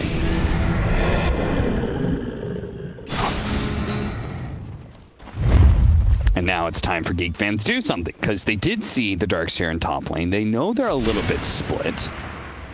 If they could potentially catch somebody here, would have been a great time to run into the Sven, perhaps, but... Oh, they're going to run into Hyde here. Dreamacell, he had the right read, and Hyde, who makes the correct maneuver as a 4. He runs into the smoke while he's Vendetta and manages to get out. I'm so stressed right now. I have no idea. I'm just kind of just waiting in anticipation. Can't get away from the Sven. The Stormhammer. Now the follow-up Impale. Fortunately, the Telekinesis is going to stall this damage. Maybe long enough for him to be need a first Swashbuckle. The Force Staff. That bails him out. Dreamacell. He has another Stormhammer stun. Raven's getting in the back line. Raven is looping all the way around. He's already caught Kedsky. BKB nice going BKB. Off. He managed to dodge the Stormhammer stun. The Primal War. They're going to focus on this Sven. He's tanky, though. He's a big bitch in this fight, and he hits really hard, too. He managed to bring down Cuckoo, but he does fall eventually here. Fighting around the wall for Uppercut Carl. He needs to work his way around this wall. Makoto goes straight through it and retreats, trying to head back to the base. Hyde and FBZ. He says, you two are on your own. I'm out of here. That's a 2-for-2 trade, so Geek Fam aren't really going to want to go high ground just yet off of that, but that is the kill onto the Sven. They finally brought him down. It goes to show they are capable of focusing the Sven first. Yes. Given the right scenarios. I mean, they've really messed up. They decided to go all in for Carl, who just kept bringing himself further and further back. I can't stress, if you do that, your supports are dead. Yeah. Like, there's nothing for Grimstroke to do. He has no protection anymore. He can't keep up with you. And Raven is playing these fights really well. Raven's doing the correct thing. Just go for the backline, kill them first, but they might get this kill. Chain Stun, Meteor Hammer does land onto Carl, but he gets enough to heal off the mechanism that they're not going to be able to commit. Hyde, and actually Makoto could be caught here. They get the multicast done. He's dead. Hyde's going to be chased down by Raven rather easily. Raven's going to try and look around, see if he can find somebody else. They tried so hard to bring him down, and they were so close. Might have been worth it if they were able to do so. He had the right idea. The Darkseer was indeed down here, but just trying to buy some time for his team. And Raven's running as fast as he can to the rest of his team. They want to check if Roshan's up as Carl misses. Immediately laps him. Roshan is not up, but it will be in 10 seconds. This is an awkward point because Roshan could be spawning in 2 minutes time, in which case high ground is the right choice. But we know it's actually in 10 seconds, and maybe they shouldn't go high ground. Maybe they should just take the Rosh. Yeah, but, you know, no drama. Big money show right now. Tier 3 down. Here we go, Raven. I mean, he's just heading away. Are they going to give this lane a barracks and keep the buyback on Makoto? I think so. You want to fight for the Roche, if anything. Yeah. Unless they get some sort of like sick combo here, but yeah, and that's where FBZ, he's just going to put himself forward. A repair kit. That's a game changer right there. Fine. I think even then you would have probably saved buyback. Just give up melee racks and then fight for Roche. Yeah. It's pretty crazy that a neutral item prevents a barracks from being taken. Wild. Okay, let's... 4-man smoke up, and you are absolutely right. What they truly want to fight for is Roshan here, leading the way. Here comes Dreamacell. He immediately just charges in, goes straight for Raven, but Raven's already activated his shapeshift, and he's going to go for that backline. We always want to see that. It's going to be Kesku. He's going to be impaled some, though. That's going to go in. He now Stormhammered. He's dropping low, and he will fall. The Primal Roar was too late. It controls up Dreamacell, but the damage is already done. Raven's gone. Carl, he's going to have to fight it out without their primary damage dealer. Meanwhile, that Stormhammer runs right into Cuckoo. Now he's going to chase down Carl. 3 seconds left until a swashbuckle is up. This is a lost fight. They're just trying to save as many of these pieces as they can. Carl's going to be able to get away. Zephyr 2. But that Roshan, it's lost. Wow. That is... Oh, man. Raven, he just got into the back line, and he did kill Grimstroke, but he was just left in no man's land. Did the same thing for his team, and for him to move that quickly. Yeah. I don't know where Cuckoo is positioned in the fight, but he desperately needed the Primal Roar earlier. They needed to be able to lock down the Sven while he was killing the Grimstroke, so you don't get punished for that move. Oh, man, this game, Raven has to be tilted out of his skull. He's 16-1-7. That's his first death. That's his first real questionable move he's made, and it just feels like the game, it's so hard. Dataless for Dreamacell. He microed so well too. Did you see him like Centaur stun in the back while he ran in to the Grimstroke? Like, he kept the Sven controlled, but I'm not sure what Cuckoo was doing there in that fight. Would love to see the replay. I'm sure we'll get a chance to spot that either now or after the game. 26-27 as we approach the 40-minute marker. Fresh round of neutral items. But this time around, Boom finally have like a significant lead. It all comes out. That kill streak, 15 kill streak, was so big. Yeah.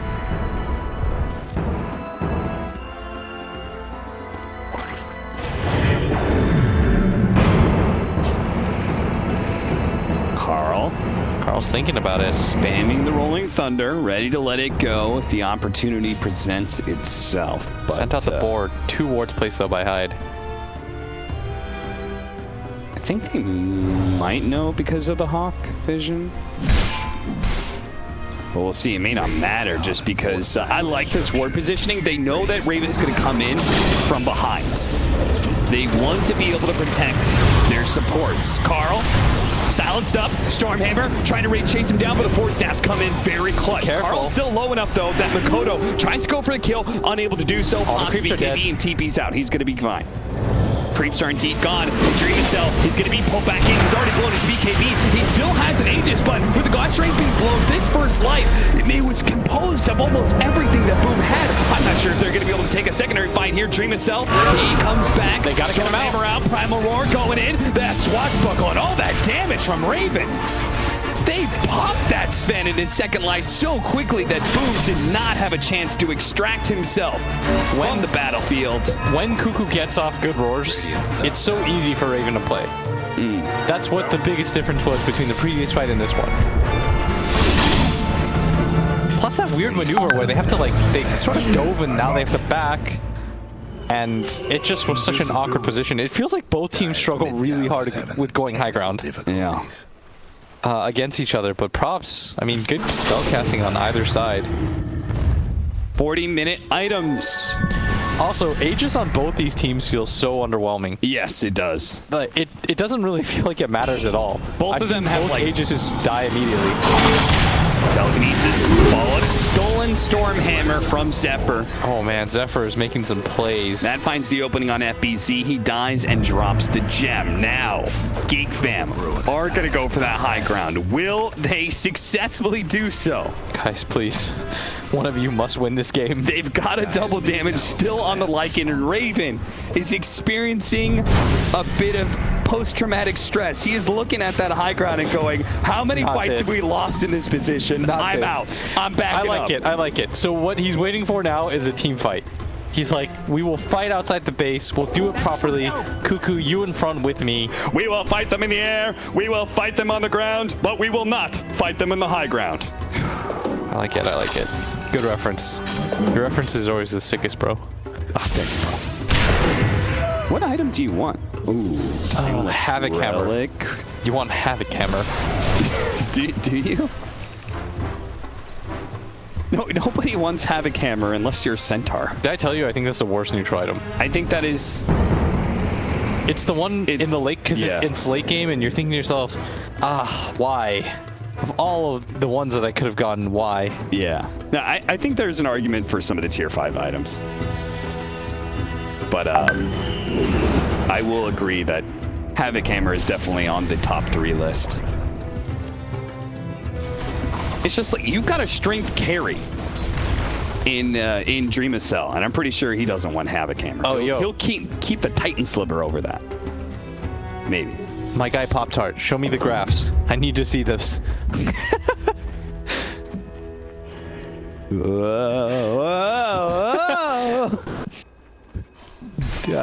Dota Plus is so confused right now. That's right, ladies and gentlemen. It has been a wild ride, but we haven't even hit the climax of this roller coaster. We have yet to hit that big drop. And it's going to go one way or another here, I think, with this next team fight. They're going to find the opening on a Cuckoo. That is going to be Boom, getting a free pickoff before the team fight even occurs. A 5 versus 4, but they run away. Boom is also terrified. They use the AoE surge. Nobody wants to throw this game at this point. They've been conditioned. I mean, now they're all Lycans. Lycan pops shapeshift and runs around at max movement speed. Well, they can just all AoE surge and keep up with them. They have ways to get out now. And that's just a lot of gold, by the way, that he's feeding away. Yeah. That's the Wolf, 200 Gs. The Necrobook, 300 Gs. I mean, Streamacell is going to be catching up to Satanic. Who's going to win now? Witless Shaco. Oh, he ate Aghanim's Blessing. And the Darkseer axe, right? Oh, who'd they give the axe to? Nyx. Or Void Spirit, okay.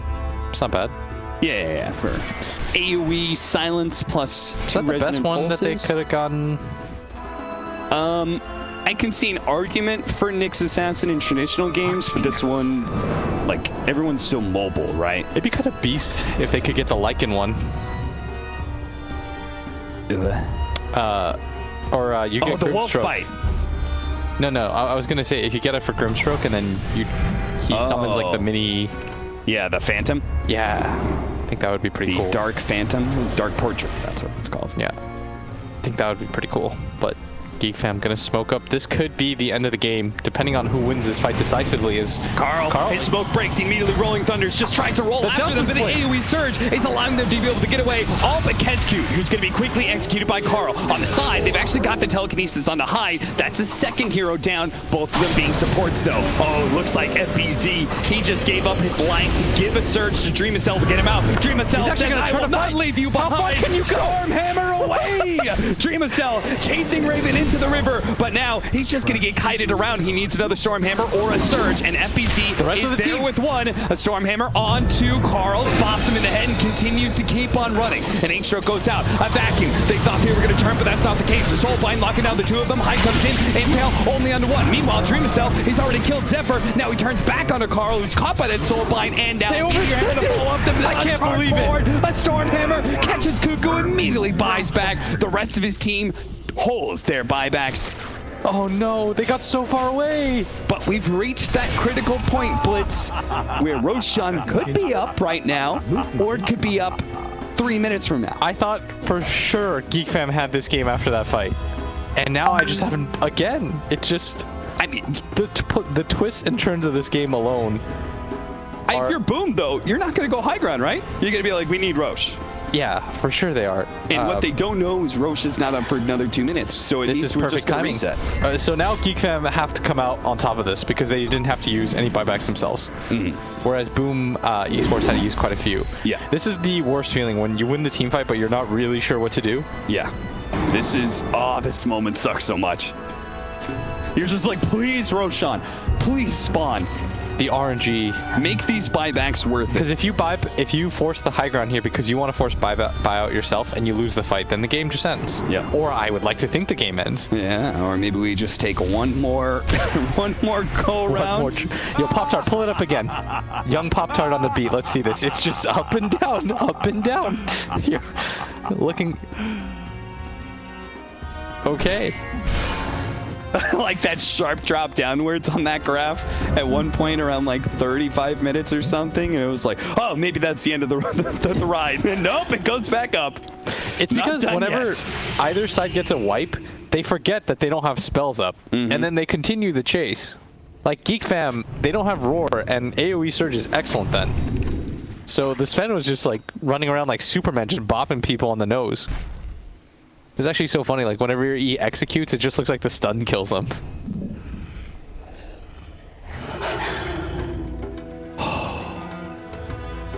So he's gonna go Bloodthorn on Dreamcell. Which Sven is a hero that needs the attack speed, so the new Bloodthorn might actually be really good for him. They're going to AoE Surge, pop out. Both teams have ways to be able to scout in the Roshan pit. One has a Hawk, the other has a Courier. Roshan does spawn. Geek Fam, no. But one team has buybacks. Boom does not. Yes, Boom. They have a Hawk of their own. Yeah, they've got the old bunny. Bun Diddy Bun Daddy. Okay, here we go, here we go. 6,000 net worth lead, but no buybacks on any of their heroes. Meanwhile, Geek Fam, just 2 without buybacks. Surge stolen by the Rubik. That is a very important pickup, especially when they're looking to kite this Sven in order to win the team fight. You're afraid right now if you're Geek Fam because you don't want to just walk into the pit. That's where Darkseer and this Sven are going to excel. But you do want to force something just because you know you have the buyback advantage. Back in. They're going to be able to go for Whitemon. He's going to be hit by the Stormhammer, but Dreamcell realizes this is not where he wants to be. He's going to pop his God Strength and start backing away. The Rolling Thunder hits FBC on the way back out. Dreamcell goes back in again, but this is all for an Ogre. They're going to be committing, trying to finish him off, and they do get the kill, but how much does it cost you? Raven, he looks for somebody. He's actually going to try and focus on Dreamcell here. He gets the Surge, runs away. Cuckoo's stuck with him. Cuckoo's going to die, and he does not have buyback. Oh no, he's one of the 2. They had no buybacks at the start of this engagement, but they played it clean, didn't lose anybody, and now they've got a buyback on both the Darkseer and the Sven, and they may have just gotten themselves Aegis, Cheese, Refresher Shard, and an Aghanim's Blessing. Oh, that's so rough. I mean, Cuckoo, you have to use your Roar when you can actually get Dreamcell in a killing position and not just to save an Ogre. I don't even think you mind because he was invis anyways, right? Like, the Sven doesn't have detection. Nyx will take the Aghanim's Blessing. Okay. So now they're real far ahead. Makoto takes the Cheese, and Refresher Shard goes to FBZ. Oh, okay, so now they have double the back wall. Yeah. Okay. I thought for sure, I was so certain Geek Fam with the buyback advantage we're gonna win that Roche fight, and instead it's just Boom that outperforms them in that little pit. Their heroes are so good around the Roche pit.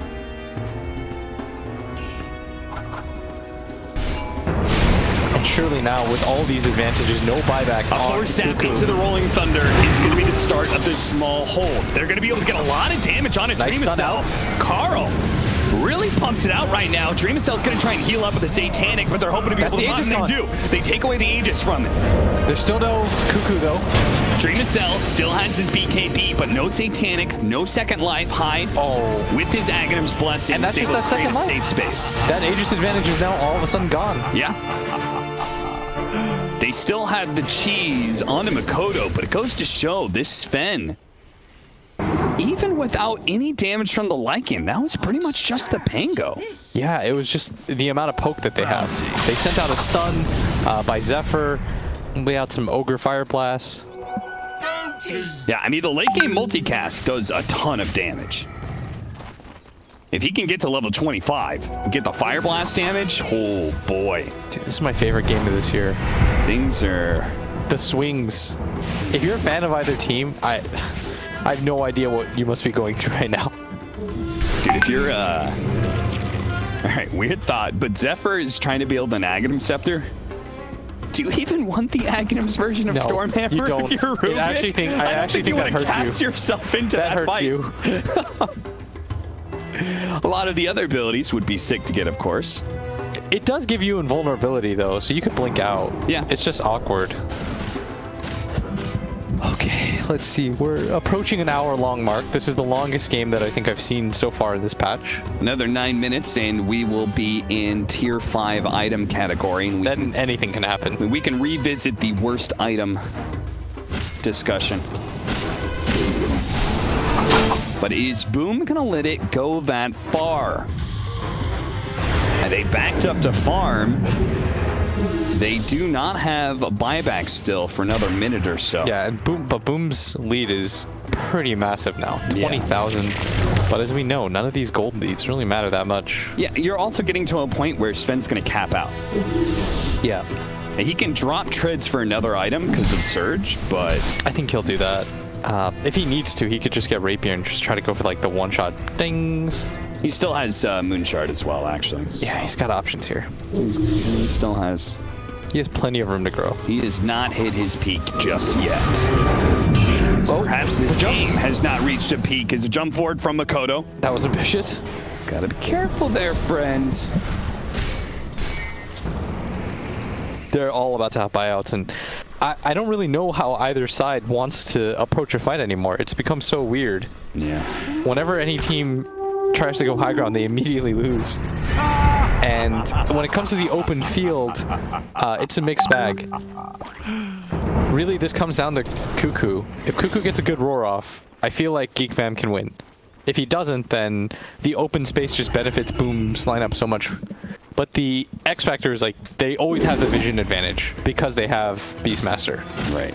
So he should get good roars off. Just really weird position though from both sides. No one really wants to be the team to start things. So now you're in some weird like passive stalemate. And they're just waiting for objectives. So what's left is to outmaneuver the enemy on the map. Yeah, but we talked about how... So the reason why this game feels especially weird is because the Aegis doesn't matter for either team that much. Yeah. Save that bottom tower. So holding control of the map and then using that to get a Roshan doesn't actually mean that much. Yeah, they're both going to fight around it because why not? It's something to fight around, and it's an objective that is not high ground, which hasn't been kind for either one of the teams. I think the Ags is probably the best thing by far for both sides. Yeah, you're probably not wrong. Getting the Ags, if I had to give it to someone, it'd be like the Lycan, and you give him like, but he doesn't have a fellow right clicker. Yeah, is the problem. Who are you gonna wolf bite? Like, who's he gonna wolf? At this point, give it to Zephyr. Like, he deserves it. At this point, give it to no, give it to Whitemon. Because multicast Fire Blast does a lot of damage, and you could use more single target stun. Having a secondary Fire Blast would be really big. True. And BKBs are pretty low at this point. Yeah, for sure. Okay, so we really gonna wait for 60 minutes? I think so. Nobody wants to make that move. map control isn't even really a thing. Like, it goes both ways because Raven can just send Hawks out and then push out with his illusion escape, which is what he's doing so far very nicely. And he's got a Shadow Blade. Like, this just adds an extra element of... Oh, they've got a gem. They know where Cuckoo is. This is a big pickoff because the Primal Roar is massive when it comes to controlling the Sven in these team fights for his limited 5-second BKB timing. So if they could somehow force him into a buyback, it'd be great. But at the same time, they may have just gotten their own pick off. Makoto stunned by the Basher and then follow up Abyssal by Raven. They finally get a big pick on the Cuckoo. Maybe you can force a buyback. Then Makoto dies. It's a wash. It's a wash. So now both teams will not make a move because they each lost the core.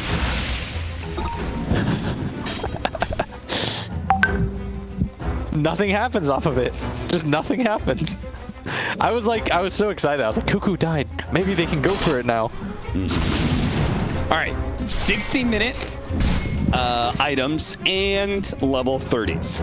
Yes. So we got Sven, 40 God Strength, 25% Lifesteal. Like those are like really big ones. That sounds quite nice. Level 25 is up on Ogre, so he's got the plus 300 Fire Blast damage. That's a lot. That's a lot of damage. Okay, I think he does get the Axe. The Wolf Fight is not that good, I think, considering the heroes that they have. They don't really have a fellow right-clicker, so that's probably the last resort. I mean, the crazy part is we haven't talked about the Raven neutral item, but he's kind of leveler, right? Yeah. When games are at a stalemate like this, sometimes what defines the game is no longer a team fight, but a crazy push. I could see him rat this game. Yeah, I think so too. It's I almost think that should be his new prerogative. I think so. It's almost getting to that point. I feel like his team can still win fights, though. Yeah, I've seen them win fights. That's true. I mean, Carl's getting more and more damage. Carl will eventually be a beast. Like, he already is. He's insanely farmed. And Pango late game with the Ags is really, really good, as Thompson has demonstrated. A lot of control coming from this hero, especially if you can get the Abyssal as well. I mean, you're pretty much taken away. Oh, they're backing backwards, but Dreamacell did not want to commit. FBZ was calling for him to Stormhammer, but... no, don't do that. Dreamacell... Makoto not alive. Bad move, bad move. Well, that Rubik actually hits really fast. That's because he's bloodlusted right now. Everyone's 25. Everyone's got the monies. It's about to be 60 minutes. When's Roche? We have another 50 seconds for Roshan to spawn. All right. Both teams are going to play like it's up at any moment, though. There's only one. Hagen Scepter complete for Zephyr.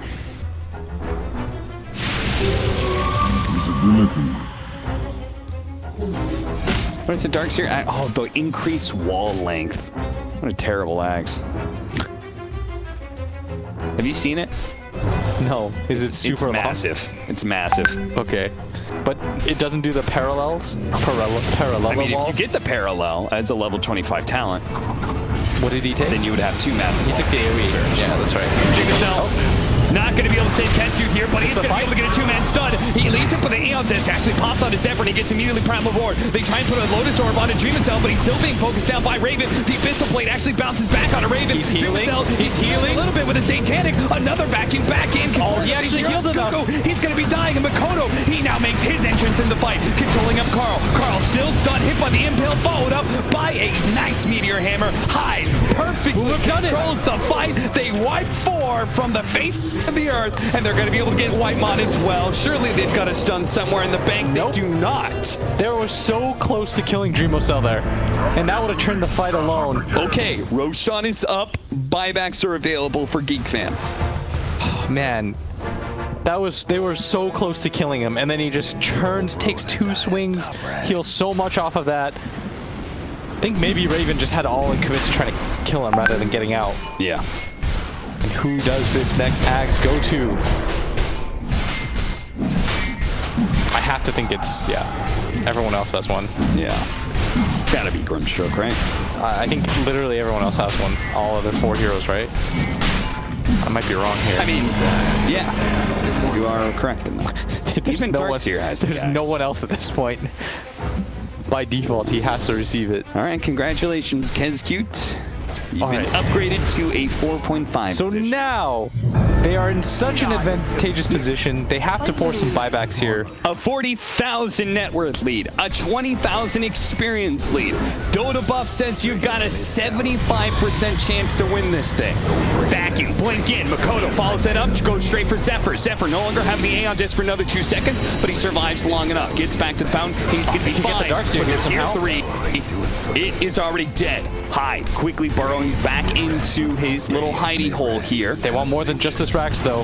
They're going With to try everybody and respawning. still hold on to the buybacks of both Carl as well as this Lycan. And buybacks mean more than an Aegis sometimes when you're next to the fountain. Tier 5 items are available. Woodland Striders and Fallen Sky. Woodland Striders, that's a popey item right there. Apologies to Boom. All right, so with the addition of tier 4 items, this is like the X factor. Like, what do you get? All right, so Fallen Sky and Woodland Striders, like you said. Nothing picked up by Geek Fam yet, right? Not yet. Okay, let's see if they get any better luck. What do you think is ideal for them? I almost never see Dota get to this. All right, so Seer Stone. So, like, Stygian Desolator would be insane for pushing. Deso 2, yeah. Fallen Sky. You've got Mirror Shield, which can be really insane. Oh, Mirror Shield would be really lovely. Apex is a classic that people go to, but I think that's really only good on Boom. Yeah. I don't think 75 strength for Lycan, that's good, but it's not going to change the game. No. I think like Deso 2 for him would be really good.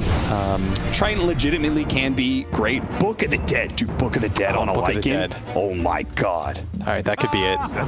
That's the item right there. All right, level 30 Darkseer, by the way. Did he get it? He's got the parallel He wall got now. it. He got it. He found it. He And they got the Book of pirated. the Dead. Dude, they're getting some sick drops. Haste. Dude. Look at Summons this two man. sets of level 3 Necronomicon units that last 75 idiots seconds. got, units have 50% They got Mirror Shield. more health Mirror Shield and went on damage. this man. That's pretty sick. I was gonna say it's kind of one-sided right now. Zephyr, juke it, jive it with the surge, blink away, get it out, TP way. away. He's out. No, he's gonna be vacuumed. He's gone. He got vacuumed. He doesn't have buyout. This is a pretty big pickoff. All right. But with the Book of the Dead here, I died in like 1 second. Okay, the Book of the Dead's not that hype. I take that one back. I mean, it'll be mega hype if he gets on to Who some took the builds. Mirror Shield? Sven. That's sick. Because of the roar, they don't have the easiest ways to break this now either. Oh, man. Every 8 seconds, Nyx Assassin got the Seer Stone. So he has a very long impale now. When he burrows, his impale is going to be so huge. And they're going to go for it right now. It's 45. Go straight for the sun on a Cuckoo. The follow-up, Ether Remnant's going to be... Cuckoo doesn't have buyout. They need to save him. If he gets back to the fountain, he's going to be okay.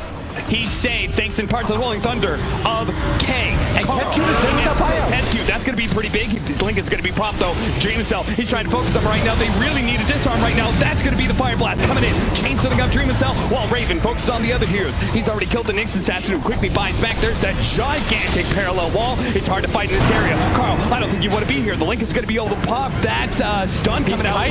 He's kiting them. Okay, the sound's going to fade soon. He pops it, goes in, tries to finish off Makoto, but he can't quite do it. He does have a lie back though. Makoto, they need this kill on him, but they can't overcommit for it because he does have the Aegis. I like what Carl's doing. He's trying to get them to overcommit. After Meteor Hammer, Makoto's going to die here. Carl, he buys back, gets that kill. Rolling Thunder mistimes it. Not going to be able to get the chain stun onto Makoto. He wants more though in the back. Line. He's trying to get FPC. Meanwhile, Makoto, jump away. Makoto's out. He leapfrogs his way out of the team fight, out of the base, and he's home safe. And buyback status-wise, 3 on the side of Boom Esports, just one for Geek Fam. Level 30 on Sven and Darkseer.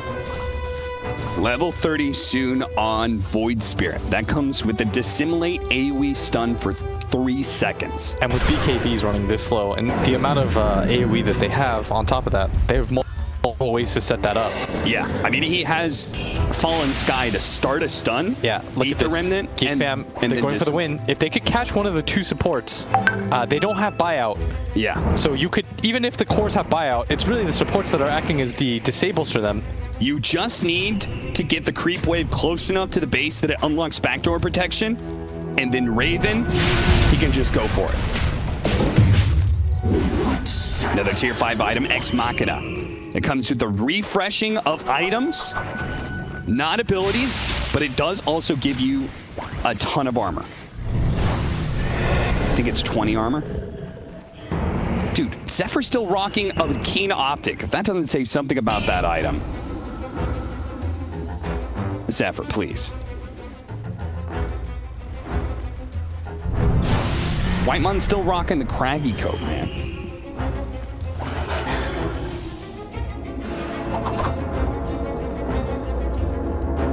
So no one's going to pick up the pirate hat. No one wants the pirate hat? No one wants the pirate hat. To be fair, I don't think anybody will search for the smoke. There's going to be the blink forward. They managed to get their 2-man vacuum. There's the jump forward. Dream Cell actually cancel it. He has a divine rapier, by the way. They need to be able to bring down Dream Cell, kite him out, something. Zephyr, he's going to be focused on. They're going to be able to get the stun onto him. No buyback. Oh, and a missile blade. Actually bringing the soul bind there. Carl, clever use of that, and he's going to be swashbuckling Dream Cell. They have to keep him out of this fight, out of him swinging at heroes. But Raven, he doesn't want to go for a fight at all. He's going to be running away. He's got his shadow walk. He, as wolf form, is going to be heading for the enemy base. He's going to try to rat. He does have buyback, so he's got to make some sort of play. They've got the numbers disadvantage right now. It's 4-on-3. Meanwhile, they're look at this. Carl is looking to just kill the creep wave, but they pop the glyph. They protect the creep wave. They're going to be able to. But they have no glyph now for bottom, and this is going to put them in a really weird position because Darkseer's trying to go down, but instead he's going to travels back, and Raven in fact makes the decision to come defend. Boom's going to go for the win here. They're falling fast. They're going to pop the glyph now. They've head out with the impale. Carl getting changed on. They need something to break this, but the silence is too much. He's now dead for 2 minutes, and it's only Raven and Cuckoo left alone. The TNT duo. Can they possibly hold this against the 5 of Boom ID? I don't think so. Cuckoo, he pops the refresh and is going to die. That is too much. Dream of Cell. Boys of Boom Esports will close out Game 3 with the 54,000 net worth lead.